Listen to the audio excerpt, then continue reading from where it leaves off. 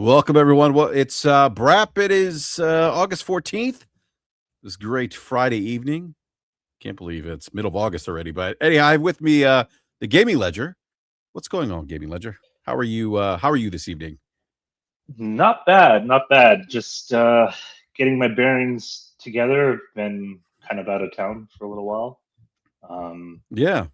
yeah, in the country where the Wi-Fi isn't so great, but it's but it's good to get away. So Yeah. back to the grind. It's probably nice to disconnect a little bit, right? Yeah, yeah, it definitely is. Except for the weather wasn't so great here. We had a few tornado warnings and things like that. But overall, I think it is good to get away. Yeah. No, it definitely is, especially if you can disconnect, right? Like that's great if you can do that. I'm a big proponent of that. We do have somebody who dropped a comment in the comment section here earlier today. Uh, Valador Tree says, "We were told for 2 years multi-platform was the future. Now it's let's copy PlayStation, Nintendo from fanboys. But that ship has sailed. 1 year delay, then PS5 when the right answer is hype and day and date." Thank you for that early comment. But yeah, no, fortunately I had to postpone Wednesday's show because of sports. And that's why we're doing the show today on Friday night. But see, Chopper Eric says, should Elder Scrolls 6 be exclusive? No, but will it be? Maybe. We'll get to that here in a little bit. It's one of the topics. Obviously, it's one of the topics this evening. Bender of String says, if Bethesda does no better with Elder Scrolls than he did with Starfield, I honestly don't care if it comes to PlayStation or not. Yeah, I didn't really. Starfield was probably my least favorite of the Todd Howard games. And I'll get to that. I'll get to that a little bit later this evening. But before we get to that, there was some other news that dropped this week.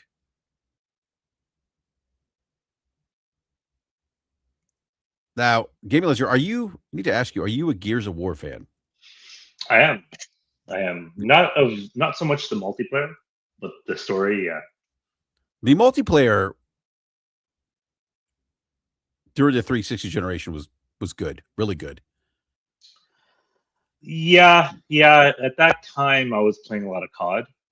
Okay, I so was your different. typical COD gamer on my PC at the time. COD pulled me off of Gears. Yeah. COD. I got tired of the roadie running and the clunkiness of the Gears multiplayer. Yeah, Like just how tank like the characters felt and moved. I didn't really play too well. I play like multiplayer sports games and Boom. fighting games Yeah. on the 360, but for competitive FPS and shooting games, it was mostly PC back then. Yeah, I don't blame you. PC is for those who've listened to the show, I often say PC is the best platform to experience video games. As I stare at my 5080 with my green RGBs. Actually, my PC, this is the Xbox Helix. Yeah, I mean, it's funny because when I'm on social media, when I'm on Twitter or X, whatever you want to call it, and people say to me, "Well, you're a pony. You only play on PlayStation." It's like, no, actually, I play on not Xbox, but I play on PC. And actually, it was Microsoft, it was Xbox that brought me back to PC gaming when they announced that their games were going PC day and date, Game Pass, all that, you can play on hmm PC. And I thought to myself, like, yeah, why not? Like, why wouldn't I want the best Xbox experience? You know? yeah, uh, yeah. I agree. For me, I don't know. In the '90s, I was definitely more of a console gamer. Um, from the NES all the way up to like the Dreamcast.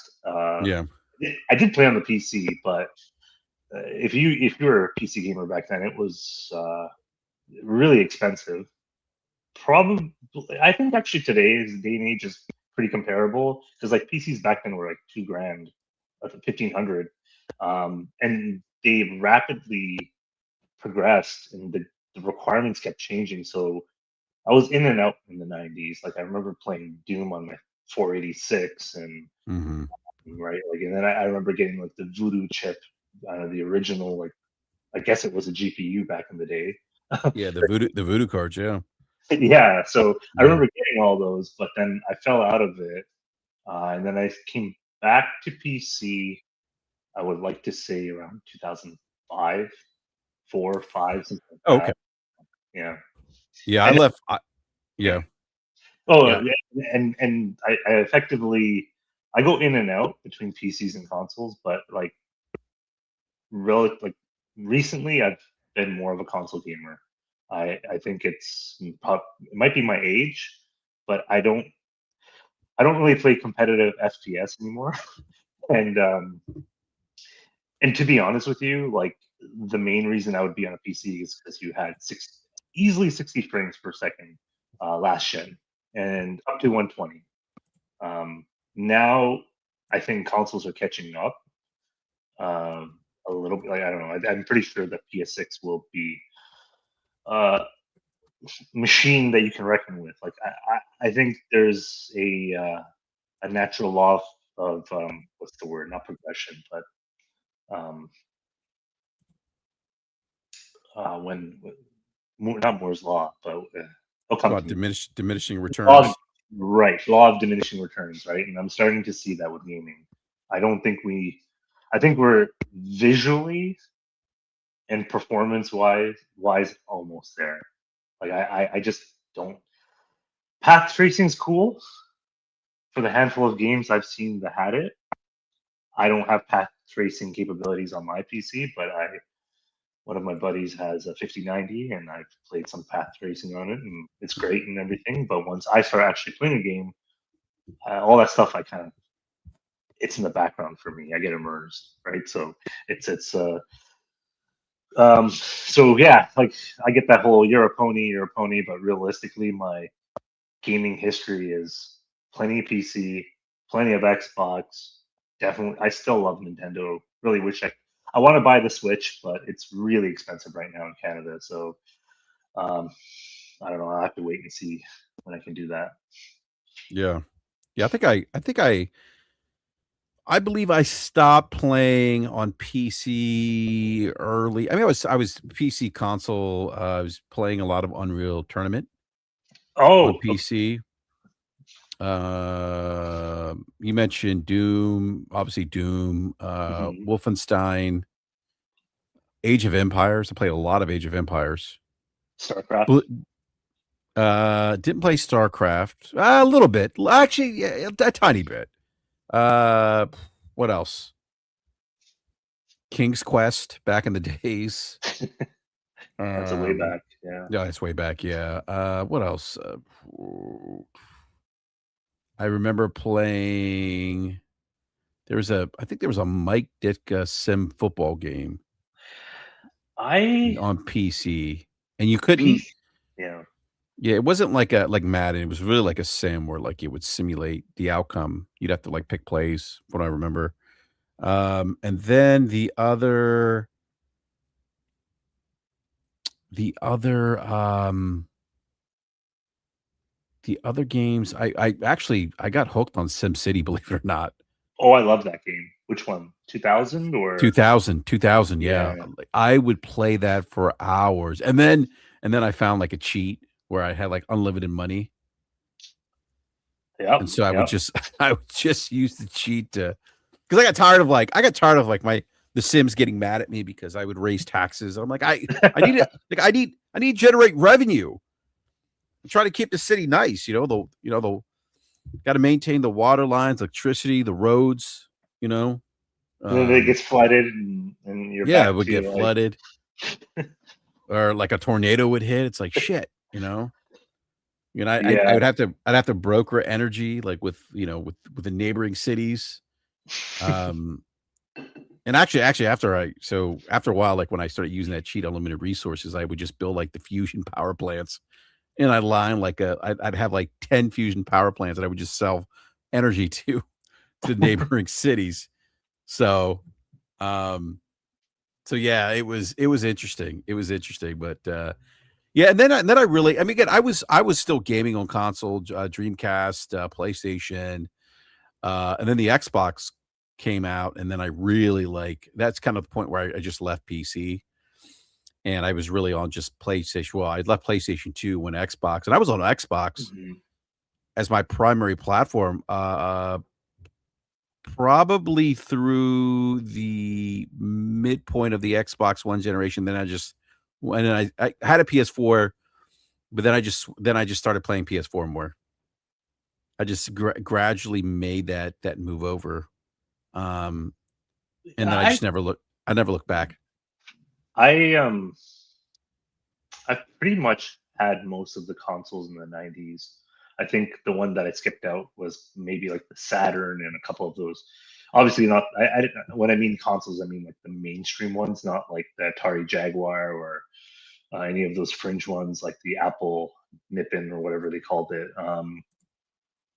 Eventually, yeah, like, I was a pretty big Sega kid. When they went away, I don't get me wrong. I had a PlayStation and a 64 as well too. You had to in those days. You wanted to play all the games. But yeah, the Xbox came out. I didn't get my PS2 until I think GTA San Andreas came out. Um, but mostly, yeah, I was maining on the Xbox a little bit between I think 2001 to like 2003, 2002, 2003, something like that. It's crazy how it felt longer than it actually was at the time. Because usually we had like 7 year or 5 year console generations back then, but the Xbox was only a handful of years. Yeah, it's what a time to be alive when we had those 4 or 5-year console generations. Yep. And I mean, different times, right? Different times. right, yeah, because the technology was expanding so quickly at those days, right? So like the graphics, the fidelity of the games were like changing rapidly. Yeah, just the Xbox back then was really cool. Like I remember The Rock going on the stage with Bill Gates, and they had they actually put a lot of effort in. It was on MTV. Um, it had a buzz back then. Yeah. No, it really did, and it really, and I've said this a million times on this show, but for me, the original Xbox,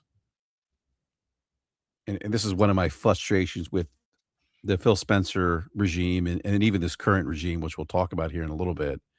Mhm. But I felt like at the time that when Robbie Bach or Jay Allard, Seamus Blackley, the Xbox leadership, Ed Freeze, when they talked about the original Xbox, okay, when they talked about this thing having an Ethernet port, Mhm. right? It was like, we're building this thing called Xbox Live. When they talked about the internal hard drive, we're going to do things that other consoles, other platforms can't do with our games because we have the most powerful piece of hardware and we have this internal hard drive. And it's funny, like the title of tonight's show is "Should Elder Scrolls 6 be exclusive on Xbox?" The Elder Scrolls Morrowind would have never happened on Xbox had it not been for that internal hard drive. And I think this is important because it was a time during the Xbox. It was a period within the history of Xbox that where leadership actually, I think, actually executed on a lot of the things they said they were planning on doing on the original Xbox. I We agree. got games. We had games that took advantage of the hard drive. We had features that you couldn't get anywhere else. Like I played GTA San Andreas on Xbox because I could rip my own custom soundtrack. Hmm. You couldn't do that anywhere else. Did you have did you by chance mod your console? I never did know. Okay. I ended up doing that because I wanted to use XBMC. Okay. Yeah, and it was really good for tunneling if you wanted to play multiplayer. Like I didn't have Xbox Live for a little while. At that time, I was like in high school and I was broke, so I only had enough money to save up, and I used to play through tunneling using your PC software. Mhm. Uh, but that was the original Xbox. By the time Yeah, no, yeah. I mean, before Xbox Live, we were using Xbox Connect to play Halo multiplayer, setting up right. those virtual LANs, you know. But so my point is that, and this is people don't understand for me the historical perspective that I have with Xbox. A lot of my criticism of Xbox today is based on my experience with Xbox 25 years ago Mhm. because they put out this great machine and they executed to a T. Peter Moore. And then Peter Moore Peter. comes in, right? Uh, Towards the tail end of the original Xbox, puts Halo 2 on his arm, tattoos it. We get Halo 2, it's on Xbox. Xbox Live launches, and they give us software for Xbox Live. mhm. Yeah. Let me grab these super chats here real quick. By the way, B, if you're listening, I did drop a link in the BRAP chat. Marvelous Marvin with a $20 super chat says, excellent live streams and videos. Thank you, Marvelous Marvin. I appreciate that. And he also gifted 5 BRAP memberships. Thank you, Mark. I really appreciate that. It means a lot. Thank you so much. And he's a new YouTube member. And a second super chat. I've been watching your live streams for about 4 or 5 months, and y'all are awesome and cool. Keep making the great, excellent live streams and videos. I've been subscribed for a while to your YouTube channel, 4 to 5 months, I think. Thank you so much, Marvelous Marvin 9556. I really appreciate that. Support means a lot. By the way, speaking of support, do the YouTube thing. Hit that like button. Let everyone know we're live. Copy, share the link on your favorite social media platform. So that's where a lot of my criticism stems from Xbox Gaming Ledger because I lived to the Xbox Live beta tester or to the years of no, I'm sorry. I lived through the birth of the original Xbox and Xbox Live as a beta tester, and then seeing them roll out Xbox Live, and then the Xbox 360 was that next step, right, in the evolution of Xbox, Mhm. and it was amazing to see what they were doing. I mean, they were they were making content around the hardware, right? They were giving you reasons to invest in the ecosystem, and I think I've been thinking about this quite a bit. I'd be interested to get your perspective, your gaming ledger, but you and I have talked about our years gaming. You've been gaming for quite some time. Um, But the console industry is very different. The market's very different today than it was 25 years ago. And what I'm what, and so when I say that, what I'm saying is that 25 years ago, there was certainly a lot of growth. Gaming was becoming cool, right? PlayStation, I think, PlayStation had to make gaming cool. Like it became this cultural thing, right? In the 90s, yeah. In the Yeah. late 90s, mid to late 90s. And then here Mhm. comes Xbox 2000, 2001. And again, like it's still gaining momentum. Now Xbox introduces Xbox Live. So now console multiplayer is a thing now. I mean, obviously Sega did it before, but not to the extent that Microsoft did using, broadband and building this robust Xbox Live, this network of Xbox Live, the friends list, the achievements, things like that. And then and then with a 360, they build off the foundation laid by the original Xbox and make a great console. and they're gaining market share. But I always think back to what Phil Spencer said when he said, "Hey, the Xbox One generation was really the worst generation to lose." And I say that because I almost think that last generation we start seeing a maturation of the console market where we're not seeing as many people, right? Because there's only gaming's finite. There's only so many people that are going to play video games, right? There's only so many people that are going to play video games on consoles, right? And I think we've hit this point where the market has become mature. And not to say that there's zero growth, because you'll still see growth. I just don't think there's going to be growth the kind of growth that we saw like in the mid late '90s, early 2000s. You mean like endless growth? Is like yeah, I agree. Every industry matures at some point, right? And I don't think that's a slight. In terms of revenue, the growth has been amazing for gaming, right? For high-end gaming in Yeah. specific, I would say.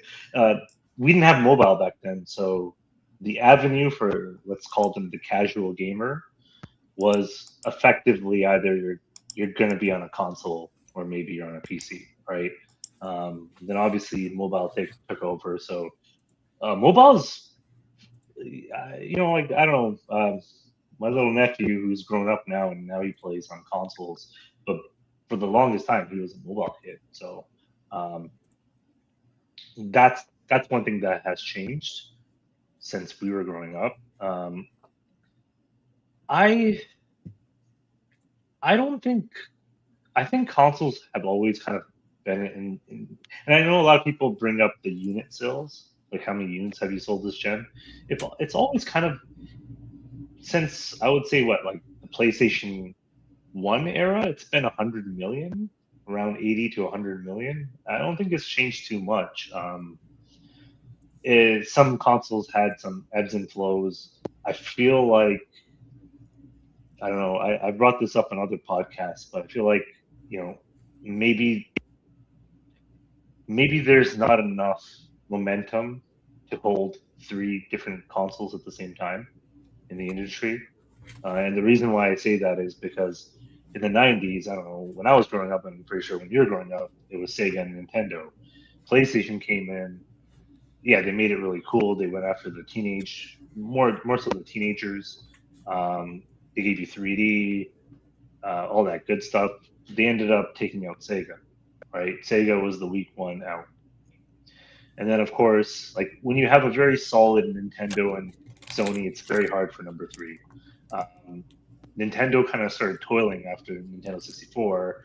The GameCube didn't do as well. The Wii did well. We did pretty good, right? But it obviously was a different console, right? It was more of a super casual motion based console. Um, and at that time, you really only had, like, so that was a great opportunity for Xbox, I feel. Um, and PlayStation 3 was absolutely brutal, right? So they had that going for them as well at the time. Um, 1 year earlier, cheaper, developers liked your console over Sony's.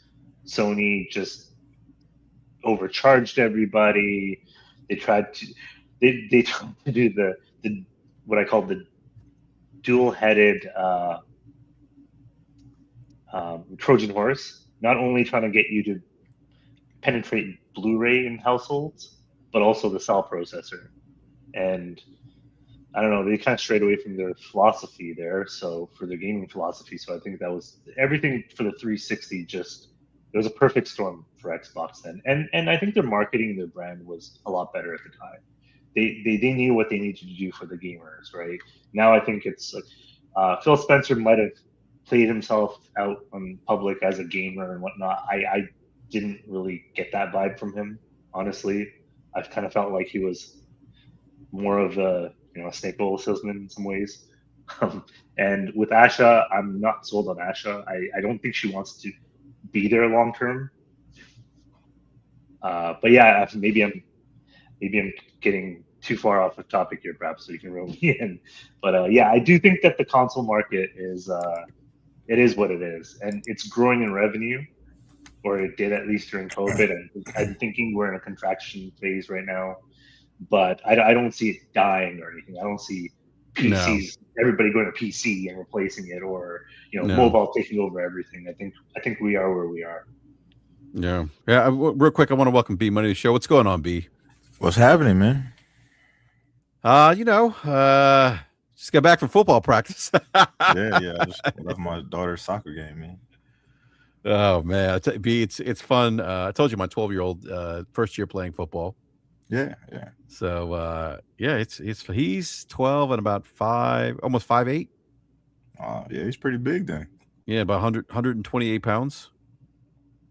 Yeah. So they got him playing tackle and defensive end right now. Well, I don't know if I don't think he'll start, but I think he'll get some playing time. They have a scrimmage tomorrow, so Okay. yeah. That's why I couldn't do the show Wednesday because I wouldn't have gotten back. Wouldn't have returned. I wouldn't have got back home until after 9. Yeah. So, but yeah, no, it's fun to watch. B, it's fun to watch. Oh, of course, man. I got him. know all about it. Yeah, no, I know you do, and I got him a pair of football gloves, and he doesn't like them. He's like, these don't fit; they're too tight. And I'm like, they're supposed to fit like a. Well, at least this is what I was reading from the manufacturer. They're supposed to fit like another layer of skin. They're not. Yeah. They're not supposed to like scrunch up. He's used to wearing batting gloves. Oh yeah. They're And those are different. Totally different. Yeah. Yeah, that's thicker leather, thicker material, right? Yeah. And he's got the gloves with the power straps, so they sit higher. Yeah, so I was like, this is what the manufacturer says. They said, like, literally said it's supposed to feel like a snug on the hand, the palm, the fingers, Yeah. and feel like an extra layer of skin. Mm-hmm. And I would imagine it's so you can feel the ball. That's right. So, but anyhow, I don't want to. I go off on a tangent here about football. like how much money I've spent on cleats. Tell me and about it, man. I know how expensive battle the battle shoulder battle pads gear. are. Yeah. Oh yeah. All the battle gear, man. Yeah, I think my 7-year-old, we spent maybe close to $200 on his pads, and they're battle pads. Yeah. But they're nice. Yeah. No, but battle makes good stuff, man. Yeah, they really do. So, sorry, I'm sorry, everyone listening to the chat. I didn't mean to turn this to a football podcast, but for years I've been telling B that my 12-year-old is going to play football, and he finally did it this year. So, but anyhow, Congratulations. yeah, no, thank you. I forgot what we're talking about. I don't know. Yeah, but I forgot. I know we're talking about like the history of consoles and stuff like that. The market maturing. You were talking about growth. Growth. Thank you, B. Yeah. Yeah, I don't see that explosive growth, B, that we saw 25 years ago. I see more revenue growth. I think, and I should say, I think we see that now. Even despite some of the current like economic climate, nagging inflation, rising cost of hardware, software, but revenue has been pretty steady. I mean, we continue to see some growth there, and I think too, B Money, like if you heard Strauss Zelnick say that the $100 edition of GTA 6 is the highest pre-order version of GTA 6. Yeah, I mean, well, he knows all about that. Come on now. Yeah, he's been doing this with his games for a long time. Strauss is a boss. Yeah, that's my guy, man. Yeah, he's like a character out of Billions. That's what he reminds me of. I always thought Xbox should have hired him. Yeah, they should have. They should have went after him. Yeah, like hey Strauss, like what is it going to take you? Like what? Just give us a number. Yeah, just slide him a blank check and let him write the numbers on it. Exactly. But I mean, GTA 6 is going to be huge. Mm-hmm. Now it's going to be monumental, man. Like, what do you think, B? Like, how big do you think this game's going to be? Like, do you and with the rising costs, right? How expensive consoles are? Do you think it's going to like? You think people are going to be like, yeah, you know what? Like, fuck it, I'm going to go out and spend $600-700 on a console because I want GTA 6. I think it's part of the reason why they are doing the Netflix thing. Well, did you hear the rumor about that? But what's the rumor? So Mag put out a video, and you know what? I forgot to pull this up because there have been some articles on this, I think. But there was I don't know if it was Netflix France, Netflix, one of the European countries. They had leaked they put up a screenshot of a Grand Theft Auto television series. Oh yeah, on Netflix. Yeah, and then they took it down. So yeah, I don't know how I feel about a GTA Netflix series. Like, how do you what would that look like, right? Like, I mean, GTA is kind of a satire on a lot of pop culture and politics. Yeah, go ahead. If you just look at what Rockstar does, like with their characters, I could see them turning that into at least a mini series. Like, if you just take like all the characters that they built in like all their games, you can put those on screen and people would find it compelling. Just think all the characters that are in GTA 5, like all the people that you get your missions from, you know, and things like that. Yeah, like you could make it compelling for a big screen. Yeah, so this is what I saw on Reddit. So maybe it wasn't really reported. GTA 6 preview on Netflix could be divided into a miniseries of 3 episodes. So this is, I guess, this is Insider Gaming. MAGA reported that something was taken down. Which, I mean, if that's true, would make sense how they, you know, that 6-hour exclusivity, you know, window trailer, whatever it is that they have with GTA 6 on Netflix, right? Yeah. That would make sense.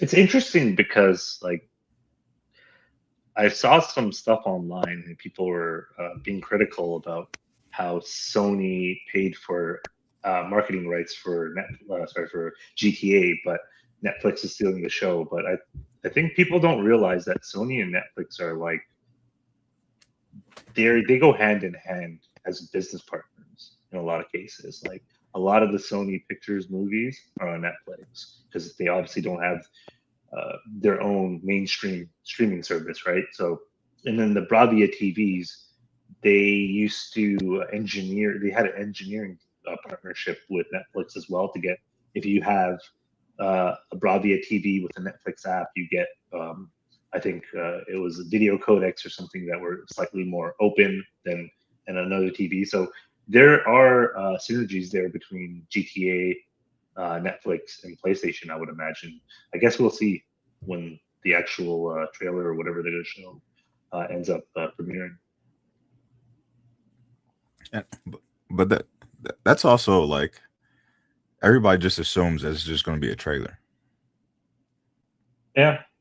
You know what I mean? Like, everybody just assumes like, oh, this is just going to be like a 5-minute thing. Like, why are they doing this on Netflix? Like, they never said like how long the content was going to be. They said this is a deep dive into GTA. This could be a 30-minute thing. They could be talking about a bunch of stuff. Like, we don't know. They didn't detail it, but everybody just assumes that like, oh, this is just a trailer. It's going to be, you know, a 5-minute thing. It's going to, you know, why is everybody making a big deal about it? But we don't know what the content is going to be. Yeah, I can see it being the behind the scenes making of GTA, and then they maybe announce some stuff that they haven't in the past. I don't actually know what they're gonna do. It's definitely gonna be more than a trailer. I agree with you, B Money. Do you think that they're gonna mention whether it's 60 FPS on the Netflix special? I mean, I think they could, because I think because we don't know exactly what it's going to be, they could be talking to, you know, people who are working at the studio. They could be talking about, you know, just some of the development issues that they came across and how they overcame them, and, you know, this is like the end result, and, you know, all the work that they put in, and, you know, the fidelity of the game, and how the game is going to run. They could be talking about a lot of stuff. I mean, it's a deep dive, so we don't know what angle that they're actually working from, but I just think it's kind of silly for people to assume that it's just going to be like this blow in the wind type thing, and people shouldn't make a big deal about it. And I think it's going to be on YouTube like 6 hours later or something, right? Right.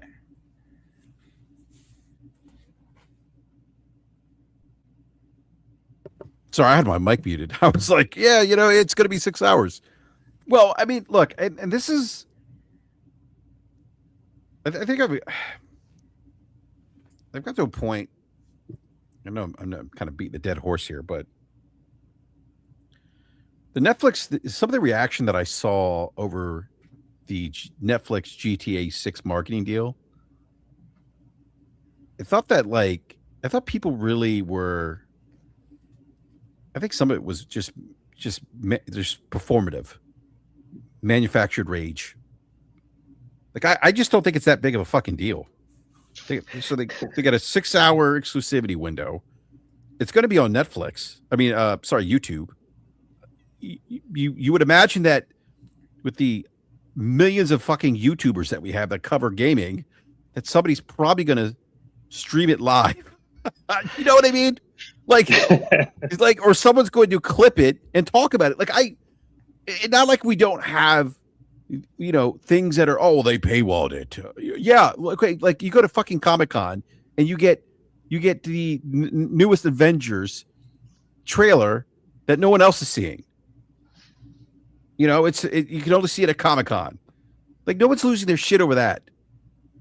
But here we are with Netflix. Yeah. If people are losing, like people are just going nuts. And I'm like, guys, it's not that big of a deal. Like, trust me, they are things that are more impactful to your life, right? Than Netflix having a 6-hour exclusivity window with GTA 6. Like, I just don't think it's that big of a deal. It's not, and I honestly think that it's just performative, as you said. It's just everybody's just angry online across all the hobbies I have, whether it's sports or video games or anything. It's just everybody's just angry. I don't know. It's just you got the accounts that will rage bait people in, and you got just lots of opinions, lots of negative opinions. I think this might benefit Netflix more because you have people that are gamers like myself that subscribe to Netflix that are going to fucking open up the Netflix app and say, yeah, I'm here for the GTA 6 preview. I don't want to wait 6 hours. And why not? I'm going to take advantage of it because I've subscribed to Netflix. Yeah. So that's definitely me. I don't really watch TV on Netflix particularly, but I will for that. Yeah, I think it's an interesting like cross media marketing partnership that they have, but I don't think it's like the end of the world or there's something nefarious happening or this is going to set a bad precedent. I don't think so. I don't see that happening. I don't know. Between this and the whole fucking physical versus digital, I don't know. I'm just kind of over it. Are we going to open up the can of worms of talking about physical versus digital? No, I'm not doing that anymore. I'm not doing that anymore. Look, I get it. I'm somebody who I'm looking at a physical disc collection. Look, I'm not happy about it because I like to trade games in. I like to, and I like to collect the disc. Yeah. I grew up in the VHS era. I get it, but I'm an adult, so I'll make a choice. If I don't like it, then I won't buy it. But I also understand that, like, yeah, I've found myself more recently buying more digital because I don't want to get up and fucking drive to GameStop or Best Buy to go fucking buy a game and hope that they have a copy of the game, or worry that I didn't reserve a copy in time, right? Like I don't have to worry about any of that shit, or deal with terrible customer service. Thank you, or fucking wait in a line, because I didn't pre-order the damn thing, and now I'm like the person in front of me got the last copy. And whether people realize this or not, and I had this conversation on Twitter, and X. Yes, obviously, PlayStation, Xbox, Nintendo, Steam, they all presented us with this digital storefront, right? They all they were trying to push us that way, right? Into that to that digital storefront. Like herding cattle. But guess what? It doesn't work unless we buy it. They could present a million different ideas. If consumers reject it, it doesn't work. So when people are like, oh, they're forcing you. No, they didn't force you. They presented you an option. And guess what happened? The market spoke with their wallets and said, yeah, I don't want to get up and go to GameStop, I'm sorry, or Best Buy anymore. I want to buy the fucking game from the comfort of my couch. And I'm okay doing that. To the tune of about 75, 80% of digital purchases now are full game purchases. Like we see this, by the way, and there's been some, well, what about the indie games that are $5? That's inflating the numbers. No, it's not inflating the numbers because somebody still has to fucking buy the game. Somebody still has to make a purchase. It's interesting because sorry, I don't mean to start cursing, but it is like B like where else B passionate, man. He's passionate. But where else do we have these ridiculous conversations? Do we have these conversations when we talk about shoes? No, we do not. Are we yelling at StockX? No. Well, I yell at them sometimes, but you know what I mean, B? Are people upset at StockX? No, a lot of people are happy. At least they can find it. They can find them. It's like, and if you don't like, Spotify. I mean, if you don't like StockX, you don't fucking go buy shoes there. Like I don't know what to tell you. I wanted Nike Air Maxes. I couldn't get the Nike Air Max with the 95s, the 90 whatever, the ones that just came out, the ones that were gray and like neon green. The neon big bubbles. Yeah. Oh yes, I wanted them, B, and they were sold out. And guess what? I was like, you know what? I'll just get another different pair of shoes. And I moved on in my life. But I this is why I'm passionate about this, because gaming is the only place where gamers lose their shit over stuff that's so inconsequential. Like this physical digital thing. Well, they forced it on us. No, they didn't. Because they can't force something on you that consumers don't want and won't buy. But guess what consumers did? They wanted it and they bought it. And so consumers have played a big part in driving this digital future because they keep buying digital games. They keep buying digital DLC. They keep buying skins.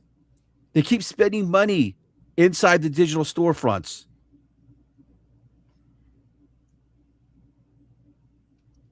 And if you look at the EA numbers are about, I think, in EA actually breaks it down per platform. And they're like, yeah, on PS4, PS5, Xbox One, Xbox Series S, 81% of those games are digital game sales. All the publishers, for the most part, guys, I didn't mean to rant. I'm sorry. That was great. But have you guys noticed that, the publishers, there might be some devs that don't like this, right? The physicals being swapped out. And by the way, it's not. I don't understand why people saying Sony's doing it. Sony's destroying the industry when it's they're still Nintendo and Xbox, right? You can't. But anyway, yeah. Back to the publishers. It's they're on board with this, right? Do you see how they're kind of backing up Sony's business case? Strauss Zelnick did it. A couple of others I know online have, tweeted about it, or it came up in their quarterly earnings. They're not saying anything against this. They're for it. And so, when you're looking at it from a consumer standpoint, are you going to battle the publishers as well? Are you going to boycott them because they love this? This is better margins for them. Yeah, and by the way, I don't mean to interrupt, Game Manager. If you're going to do a blackout date to protest this, don't do it on a random Tuesday when nothing's happening. Do it the day GTA 6 comes out. Well, maybe they don't want to be humiliated. Yeah, but then people try to argue well, why would I ignore the biggest media release in the world? It's like, no, if stand on your square. If you are saying that you don't want to rock with this because all these games are going digital and there won't be any physical, GTA was the first game to come out and say we're not releasing the game physical. They made the statement first. Then PlayStation followed up. So if you want to stand on your square about physical games, don't buy GTA because it's not available physical. And they made the announcement for a year and a half away. GTA started right now. Yeah. But people will say, "Oh, I can't ignore the biggest media release in the world," because they want to be part of the conversation. They don't want to miss out. Because at the end of the day, they're gamers. And at the end of the day, it's the content that matters. Yeah. And you know, and the other thing I say, like, I don't disagree that they're really good conversations to be had about an all digital future, like what ownership looks like, right? Digital rights, like those are good conversations to have. People aren't having them though. I was going back and forth with somebody. I think it might have been Does It Play on Twitter. He eventually blocked me, but I think that it's, yeah, to your point, like this is bigger than just gaming, right? The digital rights, it goes through software and like entertainment, like movies and music. There's going after one company is fine if you want to make a quick buck. If you actually want to make a difference, realize that that company is also going to be funded by others that stand to lose if they lose a court case, right? Or if policy comes in or precedents get set. Um, so really, like it has to be bigger than gaming if we really care about digital rights and how ownership is factored into that conversation. I agree. I think that's the much stronger conversation than just simply arguing physical versus digital.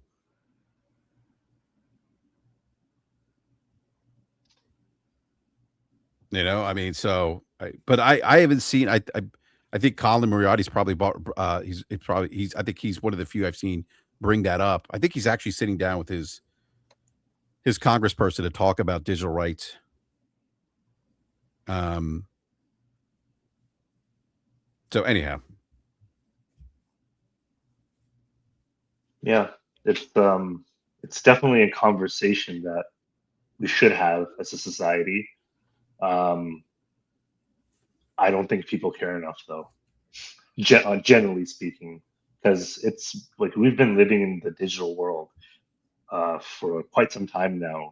Just because we had the option in the past doesn't mean any. Like to your point, nobody's using that option, so I don't see those people caring. Convenience trumps ownership for some of these people, and like I would say, the average gamer, like the casual gamer, probably doesn't even play older games. I don't really. I mean, I got to be honest with you. I don't care for older games. Like I think Xbox is bringing what the entirety of the 360 library to PC. Is that understand that Yeah, I correctly? think so. Over Yeah, time, I guess if they get yeah. I'm like, licensing, yeah. yeah. What do you think about that, B? Is that something you're interested in, or I mean, I think it's cool, but it's not something that I would return to very often. Because yeah? for me, like a lot of the games that I want to come back, they just won't come back for licensing reasons. You know what I mean? Like a lot of the arcade basketball games, the NFL or Madden arcade, like stuff like that. Those things are never backwards compatible. That they don't come forward because of licensing. So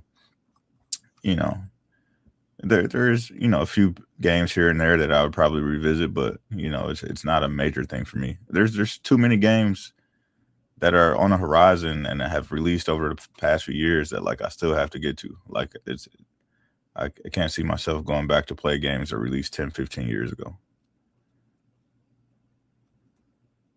Yeah, no, I think it's a nice gesture on the behalf of Xbox, but not something I'm interested in. I don't typically go back and play like older games from that generation. I mean, I've done it a few times, but my time being limited, my focus is more on newer content that's coming out or that's released recently. So I agree. I don't have the time. I just don't. Like if I'm gonna play a game, it's gonna be something new or an experience I haven't had yet.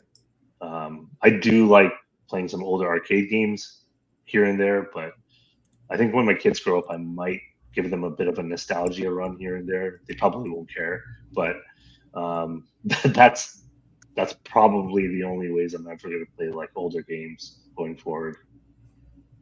I tell you what. Speaking of older games, I had to go into the office today, and in the break room, not only they have like a bunch of 65-inch TVs everywhere with ESPN on every television set that's on, which I think is great. They had a Street Fighter 2 arcade cabinet. Uh, And I was like, oh, okay. I'm like, let me grab my quarters, put my quarters Lots of down and say, memories. yeah, let everyone know I'm next. I got next. Was it the Champions Edition or was it the original? Or It was the Turbo? original. No, it was the original. Interesting. Oh, I tell you what, Street Fighter. I used to get sweaty playing Street Fighter because it was like you go to the arcade and there was like a million people watching you play. Yeah, yeah. It's depressing what arcades have become now. I don't know if you've seen one lately, but No, I haven't seen arcade in. I mean, I don't see arcades until I go to the beach. Yeah. I actually went to the mall beside my house a few weeks ago. I actually checked out the EB Games that we have here. It was GameStop, but then I went back to EB Games. Um, but the arcade was effectively just there was nobody there, no ushers, nobody giving you coins. You just tap your card and you can play a game. And if there's any issues, there was like a number there I think you can call, or it just wasn't close to the experience that we had as kids. Not even close. Nah, it really isn't. Arcades were so. I don't know. It's just different time, different time. Yeah. No, actually, it's funny. I got to play Halo with my 7-year-old at the arcade. And it wasn't an arcade. It was actually this like one of those like I don't know what they call them. They're like they're these places where you have birthday parties and they have like trampolines and like different like things that kids can do, obstacle courses. And they had like laser tag. They had like a smaller arcade. In that arcade, they had Halo, and I got to play. I tapped my my credit card to play, and I got to play Halo with my son, which was pretty cool. My 7-year-old. That's his first. That was his first introduction to Halo. So kind of cool. Was it in a cabinet, or was it like just a controller on the No, Xbox? it was a cabinet. It's the Halo arcade shooter. I forget what it's called. You like sit inside of it. Um, Oh, okay. Is yeah, it I forget. like one of those gun games, like Yeah, the same setup as like your traditional gun game where you go in there and you're like you're driving or whatever the case may be, and it's just like the car seat. yeah, it's just like that. It's what's it called? It's called Halo Fire Team something, I think. Or is it Halo Fire Team? I don't remember. But it's an arcade machine. You sit down, 2-player, and it's very similar to like if you sat down and you played like the Jurassic Park game, right? Where you sit down, you shoot. Right. Yeah. Yeah. Yeah, that's what kind of I was Oh trying to yeah, describe. I just trying to come up with a game for it. yeah. Oh yeah, Josh here says it's called like Halo Fire Team or something. Yeah. Let me grab this super chat here. Bespoke, the $10 Canadian says, "Do you think we get GTA 6 state of play in late October, early November? That also announces hardware bundles, a DualSense and plates, and this is where we will get performance, a full breakdown of all the PS5 Pro extras." What do you think, B? I think it's highly unlikely. I think there might be a state of play, but it wouldn't be dedicated to GTA. I think it'll probably be featured, and then may drop a little tidbits or whatever. But a dedicated state of play for GTA, no, I don't think that's happening.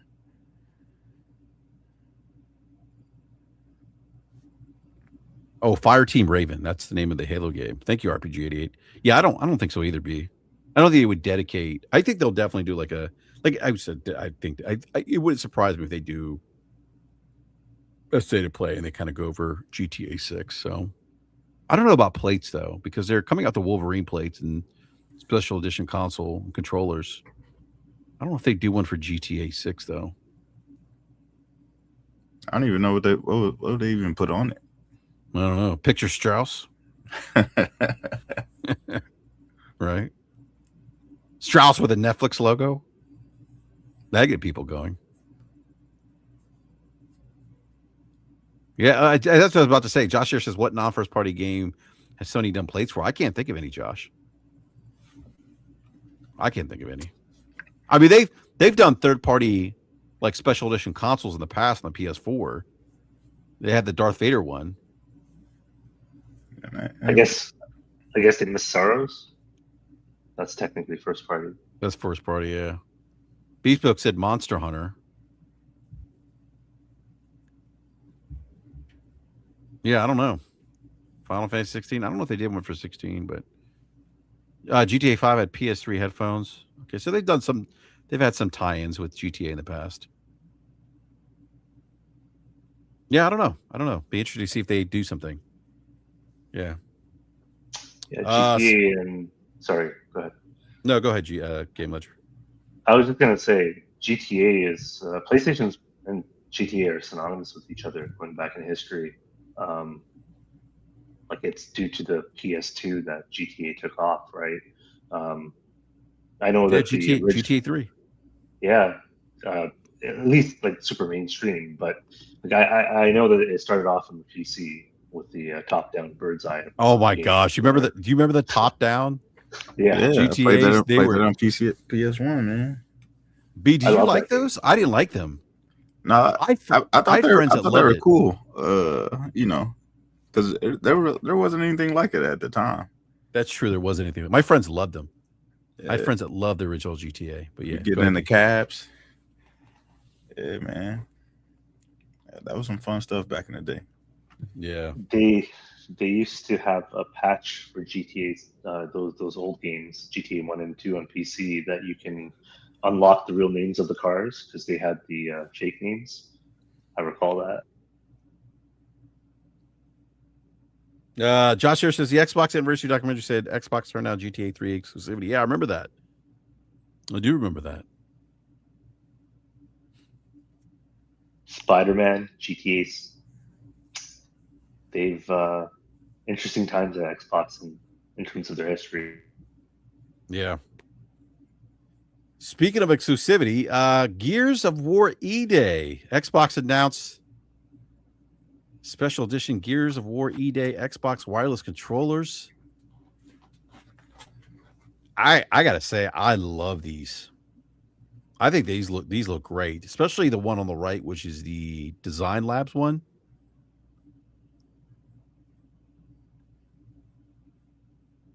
I think that one looks great. I think they look great. I'm definitely going to pick one of these up.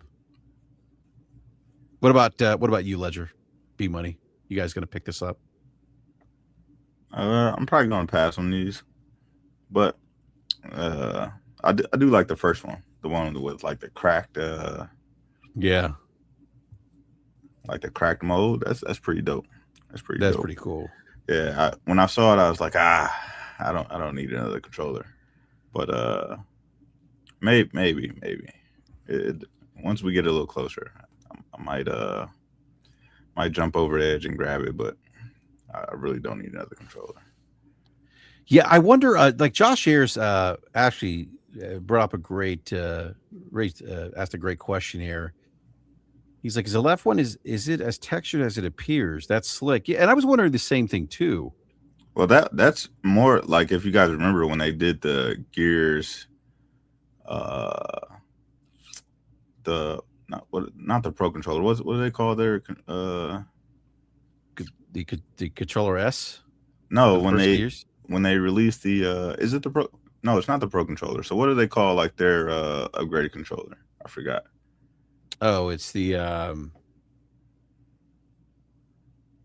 the hell's it called? Oh yeah, the Elite controller. Elite that what it controller. is? Yeah, it's Elite 2. Well, I have the Elite 2, but Okay, apparently the so Elite yeah, 3 was leaked too. Yeah. when they originally had the Gears console and they did the Elite controller, I had that controller, and it was textured similar to like how this one is. It had like those cracked spots on the controller. So yeah, that is the actual texture of the controller. Yeah, I have the Gears 5 controller. It's like that gray one. Yeah. Yeah, I have that. And I also have the Gears 5 because I'm looking at it right now. I have the Gears 5 desktop that you can download for Windows. Yeah. I forget the person who did the art for that. He's also the person who does the art for, if anyone follows Metallica, I forget the artist's name. It's the same person who does like a lot of Metallica's like album covers or T-shirts. Forget the name of the person, but anyhow. But I like that. If it's texture like that, that's actually pretty nice. Yeah. But I like the Design Labs one because the Design Lab ones is the one on the right. I don't think they have that up for pre-order. I think I don't know when that's. I'd have to pull it up again. Somebody bought a Pope. Do you mean Xbox Pope? Well, actually, I have a Halo Needler controller designed by Xbox Pope that I bought a while back.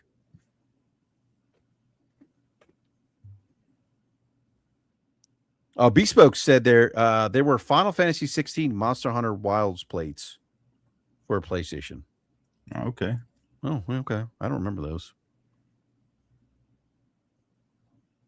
Yeah, so yeah, I think these look I think these look like real. I think these are really good looking controllers. I like them. They are. They are. Yeah. Now, did you guys play the open beta is this weekend for Gear Z Day? Are you guys hopping on, or is it kind of nah? I'm good. Good to pass. Oh no, I'll be there for sure. Yeah. Yeah, I was playing it last week with ironically enough, the people that I met on Gears, 20 years ago. Yeah. That's awesome. That's awesome. So, I mean, we hopped in there, played probably about 10 rounds, just got the old crew back together. So yeah, we'll definitely be on there day one, man. People still doing the shotgun melee combo? Oh, the melee, you can do it, but it's not as automatic like it used to be. Usually, back in the day, you hit the melee. It's got like that little like 1 second, half second pause. With the opponent character trying to recover, and you can get the shotgun. That shit was death. Yeah, man. It was like if that was it. Like it was people charging at you with the shotgun, and I was like, all right, I got to run. I got to get out of this guy's way. Yeah. And it was maddening at times. Yeah. Especially like Gears 1, where I remember like there was definitely host advantage. Oh yeah, if you had host advantage, like you were just unstoppable. Yeah, many late nights on Gears 1, man, for sure. Oh yeah, man, definitely. I mean, I remember we'd go out after a night of drinking, or we'd go out, come back after a night of drinking, fire up Gears, and try to play multiplayer. Yeah, man. So, so B, what were your? I'm actually happy to hear that you played it. What were your impressions of the beta? What'd you think? I mean, it plays really well. It's the additional movement stuff is really nice. Be able to mount and climb on different things. It is really nice. The initial control scheme I didn't really like, so I had to change it back to the classic control scheme. But yeah, I thought the game played really well. A little bit of inconsistency with some of the shots and things like that, but that'll get cleaned up, after the beta or whatever. Does this still feel clunky, B? I mean, it still feels like Gears. It still feels like Gears, to be totally honest. Like that, I think that's probably great for diehard Gears fans, but like in 2026, I don't know. Like I just had this conversation with Logic about Halo and how like I felt like, and I played Halo, and I beat the Halo campaign Evolved, and as I've thought about my experience with campaign Evolved and the extra missions, and you know, just it's not a terrible game. It's a good game. It's still a good game. It's not a great game like it used to be. Yeah. And it's just based on this antiquated design, a design that's 25 years old. And I just like that's my only thing with Gears. It's like that's why I asked you the question, does it feel like clunky? Because yeah, I think that worked well in 2006. Yeah. I don't know if that works well today. Now, for the Gears fans, like I'm sure Erica Cuts for the win was like, yeah, I love this. Yeah. She's having a good time with it. I've been checking out all her videos that she put out and stuff like that. So yeah, she's having a real good time with it. Although I'm still a better Gears player than her. That's another conversation. and like I said, my OG crew, we all have, a lot of fun with it. So, but that's because we're OG Gears fans. So we kind of know what to expect and what we're going to get from the game. And, a lot of that feeling is still there. With the movement, it just plays different. Like a lot of people, if you don't come from it, you'll think like the game feels faster, and it does in some aspects. But to me, you still have to you have to slow down and play the game a little bit more methodically. But it's if you're not gonna get in there with the Nasher and have shotgun battles, then this probably isn't the game for you. You know what I mean? But got to master the art of the shotgun. Yeah, at least at least for the multiplayer stuff. If you're cool with just playing like Horde, that's there for you. And I didn't really play that, but a lot of people that I talked to said that it's pretty enjoyable. And then we already know that the campaign is going to be pretty solid. So I think there's something there for everyone. And if you're OG Gears head, then this is a welcome return to what we kind of expect from Gears. Yeah, I'm interested in the story, Gears E-Day, right? Obviously, it's like the prequel to Gears, but I can't. I keep going back to my experience with Halo campaign Evolved, and I'm like, again, it wasn't terrible, but there was times where I felt like this shit's boring. Like I'm there's no dialogue. I'm running, I'm driving into this open sandbox. There's brutes. There's the devil. Like, okay, that was funny 25 years ago. I'm just shooting a bunch of Covenant. So do you think they didn't go far enough with the remake portion of it? I think they needed to do a whole freaking reboot of the franchise, like modernize it. Yeah. And that's my concern with Gears, that it's gonna, that it's gonna be kind of the same experience for me, at least, where it's like it's kind of stuck in this old design paradigm. Yeah. And I kind of have the same. I have similar concerns about Elder Scrolls 6 after playing Starfield. But again, I'm going to pick up Gears E-Day because it's E-Day, right? It's Emergence Day, and like we never had that. We heard about it. We all knew the lore behind Gears, but and Gears, Gears had some really good. I think of just from the gear from a narrative, right? It had some really good moments, right? Some great, like Dom and Maria. Oh yeah, like that's like, oh shit, like that was like, oh no, like no, really, Dom, like that was got a little punch in the gut.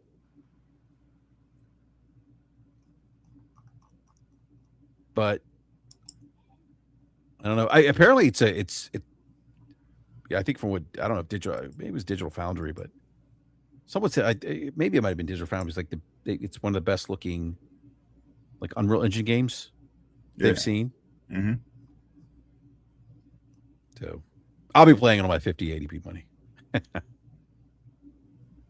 But yeah, no, again, I'm still gonna play it. Definitely gonna pick up one of these controllers, but I have some concerns. So what about you, Ledger? I know you mentioned you're a Gears fan.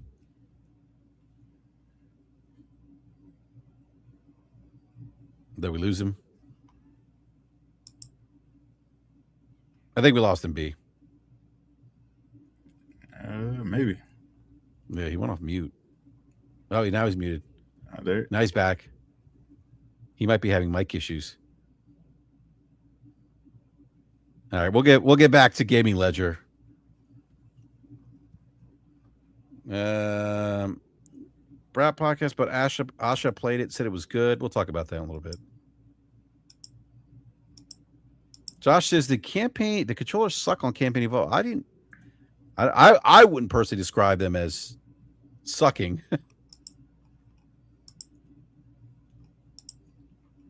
Now RPG80 says Brab out here flexing his 5080 on my broke 5070 Ti. Hey, 5070 Ti is still a capable card. Yeah, I wouldn't. Don't slight that. Don't slight that 5070 Ti, man. That's pretty solid card right there. Yeah. Can you guys hear me? Yeah, we hear you now. Yeah, there you go. We hear you now. Yeah, we're asking you about if you're going to pick up Gears E-Day and. Oh yeah. I'll definitely pick it up. I'm not gonna play the multiplayer though, but for me, I hope that for me the Gears, the gameplay is fine. I want to see what their story's like. I need them to take it to another tier. Like for me, they have to get if you're trying to catch PlayStation games. Let's be honest. Like if you want to hit that narrative storyline based games, you got to get to their tier, and I'm curious if they've made any progress towards that. Because to me, that would be the distinguishing factor for the single player at least. So you don't want to have that Gears experience with Marcus grunting and like that kind of stuff. No, I don't mind it. It's just the story. The story points sometimes need a little bit more nuance. I think that the PlayStation ones sometimes can go overboard, like the PlayStation Studio games. Mm-hmm. But I feel like when I'm playing an Xbox game, the storyline narratives are just kind of they're there. A little shallow.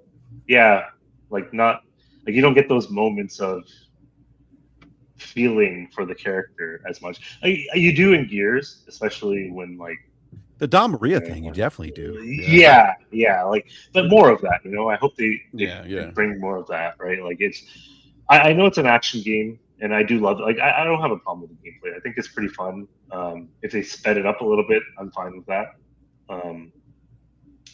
I'm okay with it either way. I never had a problem with the gameplay. It's but I think the story, maybe it's just that the last couple of them haven't been great. Right, the first three were I love the stories, but at the time, I guess I don't know. It could be a time thing, right? You can go back to 2006, 7, 8, whatever. These games were all revolutionary then, but I feel like to your point, not just on the gameplay, they haven't changed how they do the story much either. Yeah. No, I don't disagree with that. I mean, I can't say that I was, that Gears 5 was a compelling narrative-driven Gears game, or just had a compelling narrative, right? It was okay storytelling, but I mean, there was one particular choice you make in Gears 5 that I thought was interesting, and I don't know if they'll ever go back to the franchise and continue that particular storyline so that we see what happens, but I don't know. See, but that's what I'm kind of afraid of, because I think while I'm excited about E-Day, I don't know what they do from going forward. Because I don't think that they really want to return to K storyline, and I think that's the reason why we're getting E-Day. But they never finished their storyline. Interestingly enough, I mean, they just never. Yeah. So where do you go from here? You know what I mean? Gears 1 remake. We went back to the beginning. You know what I mean? And it's not like it's tough because we love these franchises, but at some point we have to let these characters go. Yes, Marcus Phoenix was the guy, but he got older. We introduced his son. We introduced this whole new slate of characters, and because it didn't have great reception, we went back to the beginning. So now what? It's the conundrum that they're in, because like you've dedicated these studios to these franchises, but the franchise can't evolve because we reverted back to the beginning again. And it's the same thing that they've done with Halo as well. It's like, what now? It's almost like Microsoft, they're only good as far as the game takes them. And what I mean by that is like they bought COD now, and you got like the Minecrafts and whatnot, and those things are just making money, being effectively stationary for them, right? Just keep doing what you're doing, and we'll get out of the way. But for games like what I'll call the traditional Xbox exclusives, like the Gears and Halo, other than Forza, they've kind of dropped the ball with the IPs. I don't know. I worry because it's like you're trying to revive something you've kind of damaged throughout the years, and generations have changed now. Like, there's no way. I talked about Gears of War. Actually, I talked about Halo first, and then we got into a conversation about Gears of War. So I was like explaining to my nephew, who's 18 now, and he grew up. He does not care about Halo or Gears or anything, right? He grew up with like a completely different palette, mostly online multiplayer, Fortnite and whatnot. And to him, it's like he'll play the odd single player game, but it has to be an IP that he recognizes. And when I brought up Halo and Gears, he's like, "Oh, I know what Halo is, but nobody plays that anymore." And so, like, I worry, like, how long of a shelf life do these IPs have? Are they gonna be gone soon? Yeah.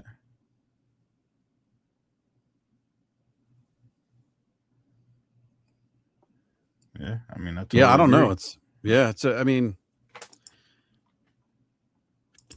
well, I don't know. I feel like they've kind of gone back to the well a bit too much, too much with Halo and now Gears. Yeah. Without really, I think, I mean, there's been there's been changes to Halo, right? Much to But I think if they the anger of the diehard Halo fans. What do you mean there's a booster pack? see, but I think they could evolve Halo if they got away from Master Chief. Like you don't have to kill him. You don't have to, get rid of him. Just put him in the background. Like if they went the Reach route and just made, Spartans and evolved the story through that way, then you have all the opportunity in the world to tell amazing stories in this universe. But if we keep resetting the franchise, going back to the beginning with Master Chief, what do you do now? The story of Reach was so good. Like the ending, I literally put my controller down at the end of Reach. And I was like, damn. You know what, B? I think they should kill Master Chief. I mean, we've been saying that for a while. Clearly, they are not going to do that because this is the third time that we've redone the original game. Yeah, that they've re-released it. You know what I mean? So clearly, they don't want to get away from Master Chief because Master Chief is the mascot. Look, man, when at the beginning of Infinite, when Atriox was beating his ass, I was like, yes, this is what I want to see. Beat his ass. I mean, because it made you feel at that point that because Chief has been, like, okay, we get it. Like Chief is just, he's a Spartan. He's, he's like this, he's like Superman, it's, but we never really seen him get pushed to his limits the way, in that way. Like we just didn't see that with the Halo Infinite. You see Atriox, and Atriox is like giving it to him. I think did he crack his visor too? It's not the first time Chief's visor got cracked. Spartan, I think Spartan Locke cracked his visor too. Yeah. Which I thought that was a great fight, but those are two Spartans, right? But we've never seen a member of the Covenant like give it to Chief that way. And then it's like, I felt like Atriox could have been a good antagonist to Chief. Yeah. And then they just, I don't know what they kind of just dropped the ball. And that's the thing, right? It's like these games, they didn't take care of them for years. Like, can you imagine Nintendo not taking care of Mario? Like, Mario's been a hit, and it's been around since like the 80s, right? I don't know how you bring something back after you kind of did a lot of damage to it. That's my concern with these games. I think you hire the show writers for season 2 of Halo and have them write. Seriously, have them write the game. The season 2. I think you need to take a break a little bit. Have people having the need to want it again. I know it's like 5 years for development between games, but maybe take a gen off, see where it goes. Maybe do like an origins. Maybe do an origin story, right? Yeah, that could work too. Something of the Spartans, I forget the was it what team was Master Chief a part of? I forget the name. And actually that's kind of like the I thought the TV show was more or less kind of an origin story of sorts for was it Red Team? Or no, it was Blue Team. Blue Team. Yeah, Blue Team. Yeah. Yeah. But I thought like Master Chief leads Blue Team, right? And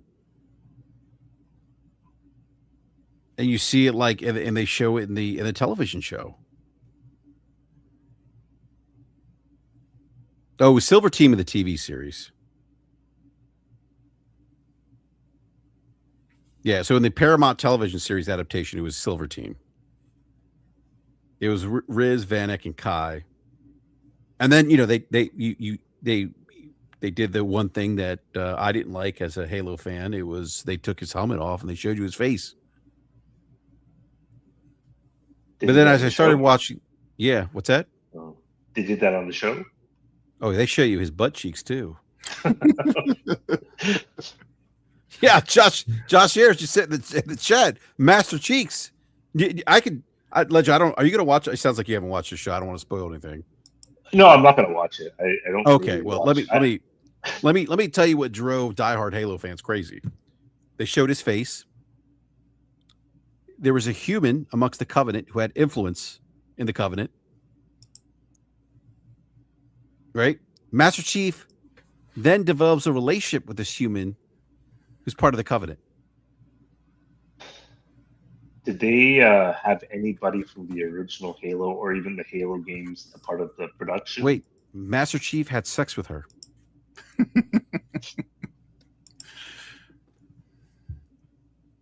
Did they include anybody from the Halo team in the production? I thought Kiki Wolfkill was a part of the. Yeah, I think she was. Yeah.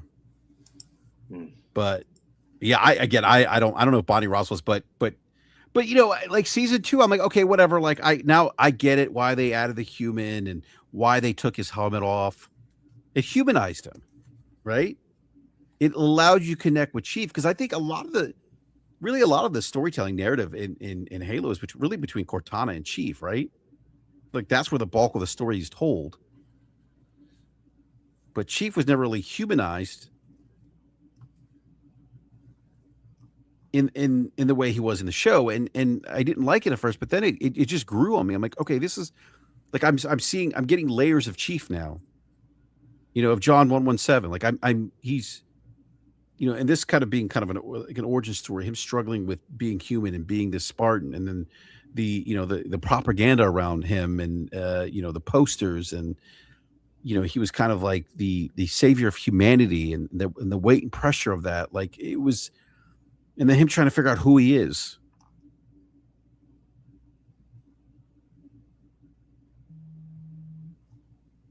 So anyhow, I do want to move on to we got the first look at Marvel's Wolverine limited edition PS5 console bundle and accessories. There we go. I got to be honest with you, the yellow limited edition looks great. That's I love what they did with the claws. Like, I'm probably not going to buy it because I don't generally change the plates unless it's like something that goes with my what's in my room. But yeah, that's definitely that's different. I would say the claws and how you can see through them. Yeah, I mean the PS5 console covers are $75.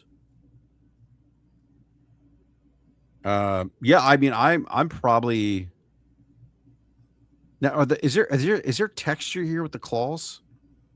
Yeah, I think it's they zoomed in. I thought it was a video or somebody made a picture of it, but you can actually see the inside of your PlayStation or something like along the lines of that through the claws. Pretty sure that was the case. Yeah. Yeah, I'm probably gonna pick up. And like you, I don't really. The only other plate I probably would have purchased was the Spider-Man one. Are you a Marvel guy? Yeah, I mean I grew up, comics. Yeah. So. Okay. I'm a But DC yeah, guy. this yellow one here, this looks great. I love it. Yeah. Yeah. Yeah. What about you, B? Yeah, I'm getting both of these controllers. I haven't. If I go with the plates, it's probably going to be the silver ones. Okay. Yeah, just because I can't have that yellow. It's just going to throw off the aesthetic. But the silver one, yeah, that one's fire. And I'm a big X-Men fan. Anybody who knows me knows I usually, if I'm talking about something Marvel, it's usually going to be X-Men. So having my boy Wolverine plaster on my PlayStation, I'd be down for that. Yeah, I think this looks great. Yeah, we also got news of new Ghost of Yote content coming out October 1st. Yeah, they should have released this in the summer. Yeah. Yeah, you know what's funny? You say that. I was kind of thinking the same thing too, B. I'm like, October's a little it's getting, It's but I'll be there. September's Wolverine, October's Phantom Blade and Gears, and then November's GTA for me. So I don't know when I'm gonna play that game, like the DLC, but I'll probably get it when it goes on sale. Yeah, I'm interested in Phantom Blade. We are going to get the I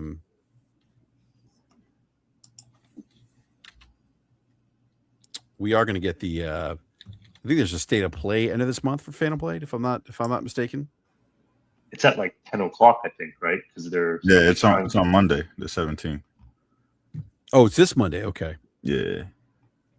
And it's late because I think they want to appeal to the Asian crowd. Yeah.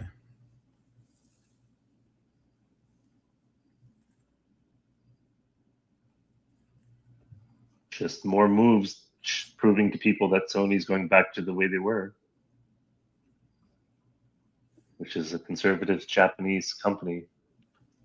I wrote about that BRAP a long time ago because like I started seeing their moves and I said, yeah, the next step is they're gonna start doing exclusives again. If this is if the money and the trajectory lines up, that's what's gonna happen. But I was called a pony, and how exclusives are bad and anti-consumer. Well, I think that narrative has changed a bit. Yep.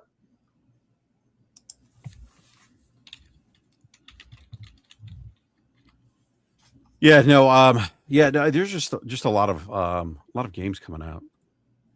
But yeah,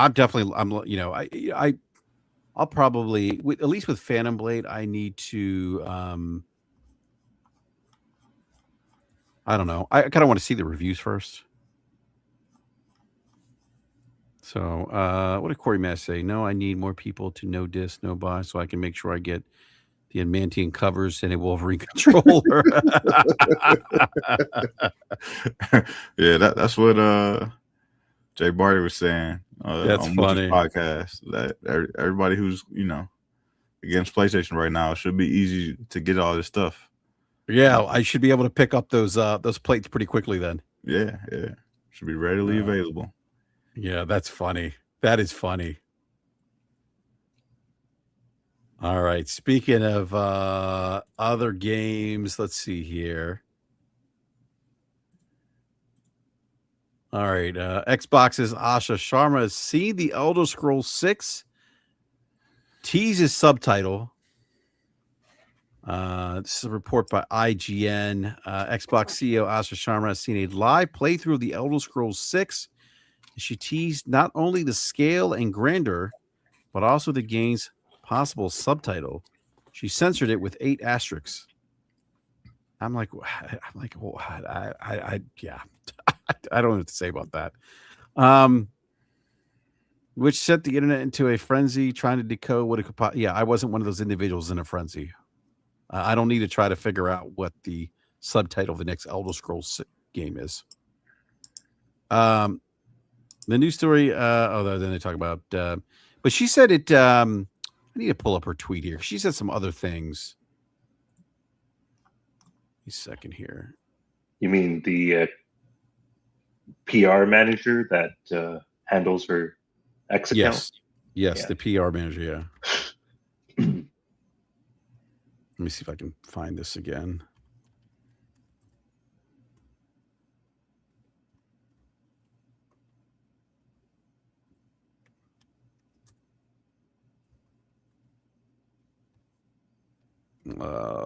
Where is this tweet? I still find it amusing that people actually think these high up CEOs and management are actually on Twitter with their own accounts. Yeah, so she said that she praised it, saying it had incredible scale and story.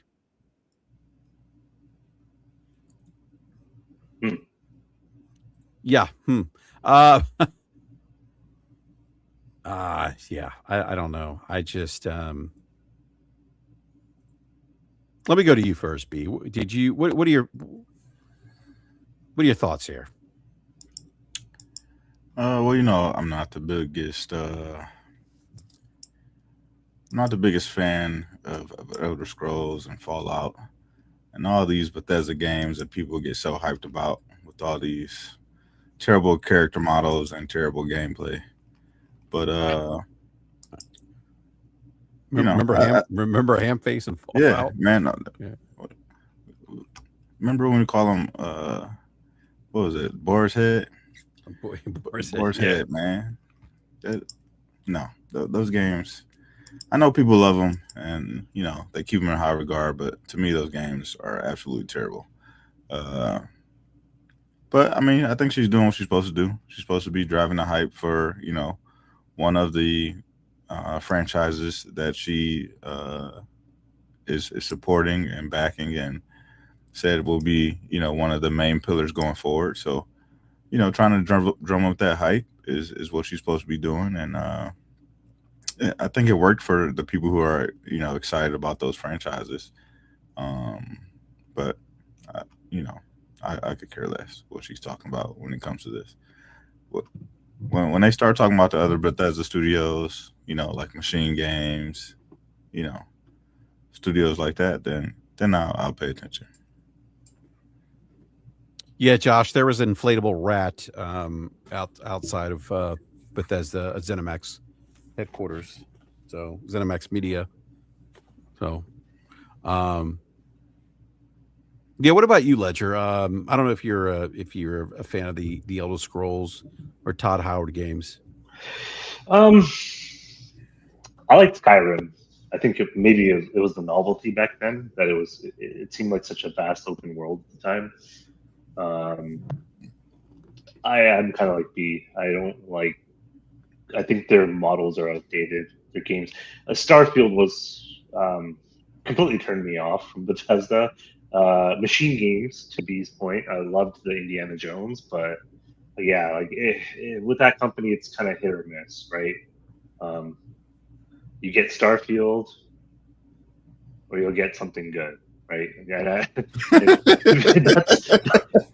and that's it. Like, and so like, I don't know.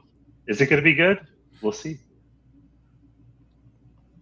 Yeah, yeah. I'm sorry. Go ahead, Ledger. No, I'm just like there's not much I can say because I don't really want to pour hot water on it before I know what it is. But like the trajectory is, I wonder how the layoffs are going to impact it as well, right? Yeah. Is it and like with Microsoft, they're your traditional corporate model of pushing things out before the next fiscal, the next year. Are they going to push the team to produce something? And then if that is the case, I see the quality dipping or the quality being stagnant, and it's just not going to work out. Yeah, I don't. I have some issues here with the comments of incredible scale and story. It just, I